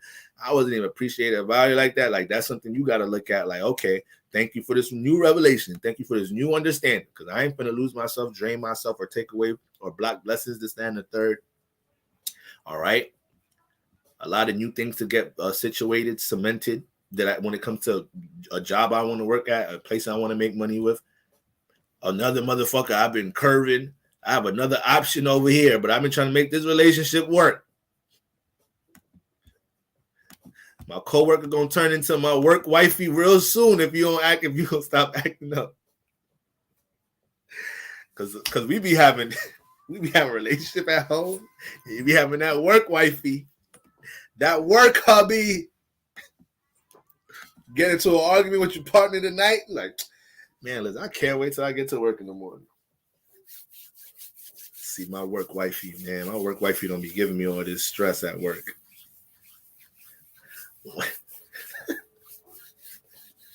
Work wifey don't be giving me all this stress, man. You feel me? I be knowing all the spots in the building. When we free, we just go hit the spots, do our thing. But when I come home, my own partner giving me this bullshit. Y'all gotta be careful, man. You get replaced by the work wifey, work hubby if you don't know how to cooperate right now, y'all. If your work wifey, work hubby show you more appreciation than your partner at home, you know what this new moon trying to tell you right now. All right? You got to learn when to make your side your main sometimes. Hey, I'm just playing. Please do not take those last lines seriously. All right? Side pieces got to stay side pieces. They side pieces for a reason. Anyways, so that's what's going on with my sextile signs. All right, that's what's going on with my sextile signs. And last but not least, all right, my in conjunction signs. That's Libra and Sagittarius. Libra and Sagittarius.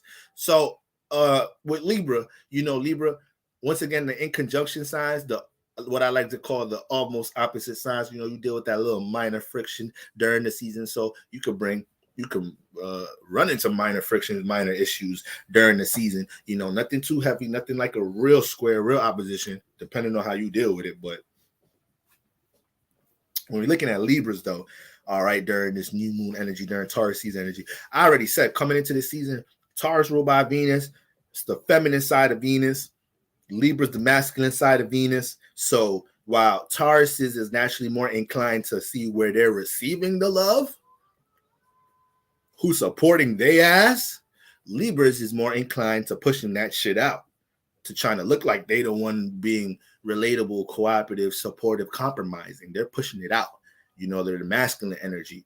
So this season was about Libras. I told y'all Libras. This season is going to trickle down to how you build your sense of how you're building your value system. You may be open to connect to the value of others, but how the fuck does you cultivate your own value system, your own morals and ethics, Libra? All right. So it's going to be a lot of situations throughout this season where you may feel like, damn, I'm too a part of something. I need to learn how to build my own value system. I need how to take some of the love and energy I try to spread around a little bit too much and learn how to really build something self-sufficient within myself. I need to learn how to think about my personal values instead of just my relationship values and the values with other people. That's another thing air signs could get caught up with right now. Yeah, you looking at the values of your relationships. You are air, deal with relationships and others, but come also make sure you don't neglect how you deal with your personal value system right now. All right. You know you value in this ain't got nothing to do with who you know or who you be around. Don't be making it about people, other people right now and shit. Don't do that shit, air signs. Because you just gonna walk into more bullshit the rest of Taurus season. So when you looking at Libras, you know, it's almost like a lot of Libras coming into a realization that certain people are secure and stable because they allowed themselves to value and love and appreciate what they bring to the table, and your relationships will manifest through that. Sometimes some Libras, this goes for Libra men and women. Sometimes a lot of Libras lose themselves because they're trying to spread too much of that Venus energy outside of themselves. And a Libra could feel good, especially early in life. A Libra could feel good when it feels like, you know, they were able to influence somebody else for something else based off what they were into, or when their Libras will feel real good when they're invited or they're welcome somewhere with warm arms and shit. That makes somebody with a lot of Libra energy feel good and shit. But they can get so used to that shit where they, you know, kind of forget how to trickle into what the fuck what makes them feel secure and stable with their values, you know. So that's why I could say Libras could be real, could be persuaded, they're one of the most passive and motherfucking what's the word, naive signs. Could be naive as hell, gullible as hell. You feel me? Gullible is the better word. Libras could be hella gullible. So around this time, you know, Libras, you can feel like right now you've been used to build other people's value system up. Your boss just be using you to build their value system up. Like, a lot of things this season gonna make you feel like, nah. How the fuck do I, what about my personal state of security? What do I feel stable in? So it could kind of make you retract from relationships. You start, because you feel that earthy like vibe. Start feeling like you only want to be around people if it's for a practical reason, for something that makes sense around this time. So you got to be careful, Libra, around this time, how you project on other people as well. You start feeling like, because of the influences of who you around, that's the reason why your shit ain't where you want it to be. Or even when it comes to your actual relationships around this time, Libra, you know, it's real easy for you to project on your partner because maybe they expect something of you, or they want you to conduct yourself a certain way in a relationship, and you done been all cooperative and relatable since the beginning of the relationship, and now you realize, because you ain't never stamped down nothing of what you value, it don't leave space for your partner to value what the fuck you value, because you ain't even established your value. You just been hella relatable. So now you mad at your partner because they told your ass to do this, that, and the third. You like, wait, you thinking in your head like, motherfucker don't think I got no values? They don't think I want to stay home this Saturday night and watch UFC championship boxing or whatnot? They think I just want to do everything they want to do? And shit, Libra, why you think that? Why you think they think that way? Because your value system need to be refined. What the fuck are your values outside of relationships? Or outside of what something you have to relate with other people? Yeah, I know you value this, Libra. You value this art. You value this goal. You value this gift you have. But how do you build your value system around it without having it to be extra relatable to people? How do you trickle in, focusing on what you want to build and structure, so that filters your relationships, instead of you always reaching out, pushing out energy to connect with others? Instead of you refining your value system, you getting more feminine with it, because it's earth, aka you going inside, you being more of a receiver and understander of yourself this season. I don't know if that's a word. I said understander. You being more understanding of yourself this season, of your values. You start realizing a whole bunch of shit you value right now ain't your real values. A whole bunch of shit you did probably pick up from other influences. A bunch of the ways you think about things was picked up from other people's ways of thinking about shit. So you use this period to filter and detox a lot of other people's thoughts and feelings off of you, right? And you continue to use the rest of this season, which has been the same influence from the beginning of the season, to refine your own personal value system beyond your before your relationships, right? It's and definitely a time to get stable amongst your relationships. Okay, so get to more of a get to the get to the reality of what's going on in your relationships. You feel me? Like around this time, Libras, you shouldn't feel so comfortable. You shouldn't feel so comfortable not having a direction with somebody you intimately involved in, because it's we dealing with this value type energy. So that already knows you out of alignment, because if you were focused, Libra, on what your personal values are, then there'll be a certain tolerance you would have dealing with people. So if you're just dealing with a person right now, a situationship, or a couple of people intimately or whatever, you just have no sense of reality of your relationships, then you all the way out of alignment, Libra. Because we damn sure know if you feeling unstable and chaotic with your relationships, you damn well gonna be unstable with your personal shit, because you already dealing with that shit. So make sure you filter that, man. It's that almost opposite energy, that in conjunction energy. So Libras come into the relationship trying to make sure they relate. Taurus come into a relationship making sure what they like and valued is not going to be disturbed in the relationship. So whatever that is, that Taurus, what that sense of what Taurus values before they get into a relationship, that's the emphasis of what you're supposed to be focused on right now, Libra. And your relationships alter through that. All right. But it's strong Venus energy. So that's why, Libras, this energy just puts you in a super cooperative space. And you got to understand where you being so cooperative is to a fault. All right. When it comes to a point that the shit you need a person to get going is being neglected. All right. And last but not least, my Saggies. My Sagittarius, the other in conjunction sign, the almost opposite sign. And when we got Sag placements, what's Sag learning during Taurus season? Well, for one, it's fire, so it could use some goddamn stability. Okay, but that Sag is that Jupiter energy, right? So it's dealing with philosophy, it's dealing with experiences, movement, higher learning, expansion. Now, once again, Taurus season is all about cementing things, building foundation, dealing with longevity. So this season is helping Sagittarius energy once again to build more of a foundation based off things that they already experienced with, have knowledge and wisdom about. I told Sagittarius coming into Taurus season. I said, Sag, I said, it's gonna be a lot of things during Taurus season. You feel me? It's gonna be a lot of things during Taurus season that you're gonna look at as something you can monetize, that you have already got experience and a bunch of wisdom about. And you may see a lot of other people utilizing their experience with something to help build some form of stability or foundation. I said, Sag, this Taurus season is going to be a lot of that for you. It's going to be a lot of things, or it's going to be that one thing that you are very experienced with, right? And you know how you could tell stories about it all day. You real knowledgeable about it, familiar with it. You feel me? And it could be something that could be utilized to help you build in this physical realm.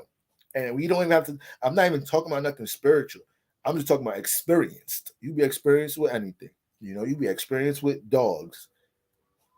And now all this experience Sagittarius got with dogs, this gonna be the time where they're like, yo, what the fuck? All this experience I know with dogs, like I need to start a YouTube channel with my dog. I need to start vlogging with my dog, or I need to make an ebook breaking down how to deal with dogs, or this, that, and the third. Like I got too much experience for it to not start manifesting some type of results or something tangible in the physical realm. So it's gonna be a lot of that. Now, a lot of these influences come from people, places, and things too. It'd be your own sibling, your own coworkers telling you, why you work here? You should be doing that, this, and the third. You experience with this, that, and the third. A lot of them energies, you know.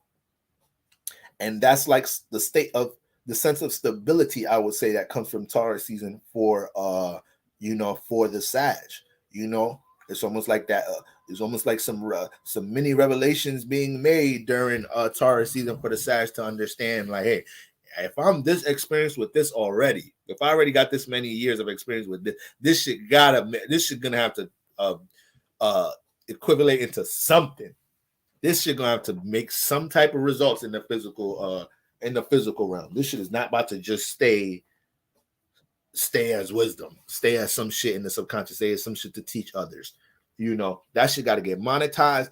And Sagittarius, when it comes to you having a lack of stability in your life because there's no sense of schedule, there's no sense of organization, or you float too much. You let life take you. You know, the Sagittarius let life take the wheel. Sagittarius be letting life take the wheel. So, you know, all that energy was all that energy. There was a stop sign put on that shit coming into Taurus season. Taurus don't do that shit. Taurus don't deal with that spontaneous. Let the wheel take me. Fuck it. Let's not plan about it or think about it. Let's just get into it and see what happens. No. That ain't no Taurus energy. That is not no Taurus energy. If anything, Taurus despise that shit. Taurus don't like coming into a unorganized situation or a reckless situation. You feel me? It's funny because they the ones that bring a lot of stableness to reckless situations or unstable situations. So it's like Sagittarius, a lot of shit that's been unstable with you, unstable relationships, and you ain't looking at it like priority to get it stable, unstable business plans, unstable functions in your career life. Yeah, Taurus season may have been trying to sit your ass down in many different type of ways and be like, yo, we need some structure, we need some routine, and you need to really get you really need to think about what you do value more and how to use your experience or put your experience in a space where people see the value in it. There's people that value the fuck of what you already know, Sagittarius, what you may already have experience with or have some knowledge and wisdom about. There's some people that value that shit. So a lot of Taurus season is probably helping you look at different perspectives of how to stabilize a lot of these things or how to connect these things to others, without it just being something that you probably just express, So that's what we got going on with the almost opposites with my Libras and Sag. I didn't even really want to come and talk all signs. I really just want to talk about the fixing square signs. I know it's been a little minute, y'all, since I got to connect with y'all, but I'm going through a couple of transitions myself. So, I just had to touch up on y'all, make sure y'all all good. Okay. Be easy this weekend, my fixed signs. Be careful for projecting energy the wrong way. You gotta be careful dealing with chaotic, unstable energies around you. It may not be you, but it may be around you, and it may influence some of your crazy. All right. Some of our crazy don't even be that bad until somebody else crazy come around.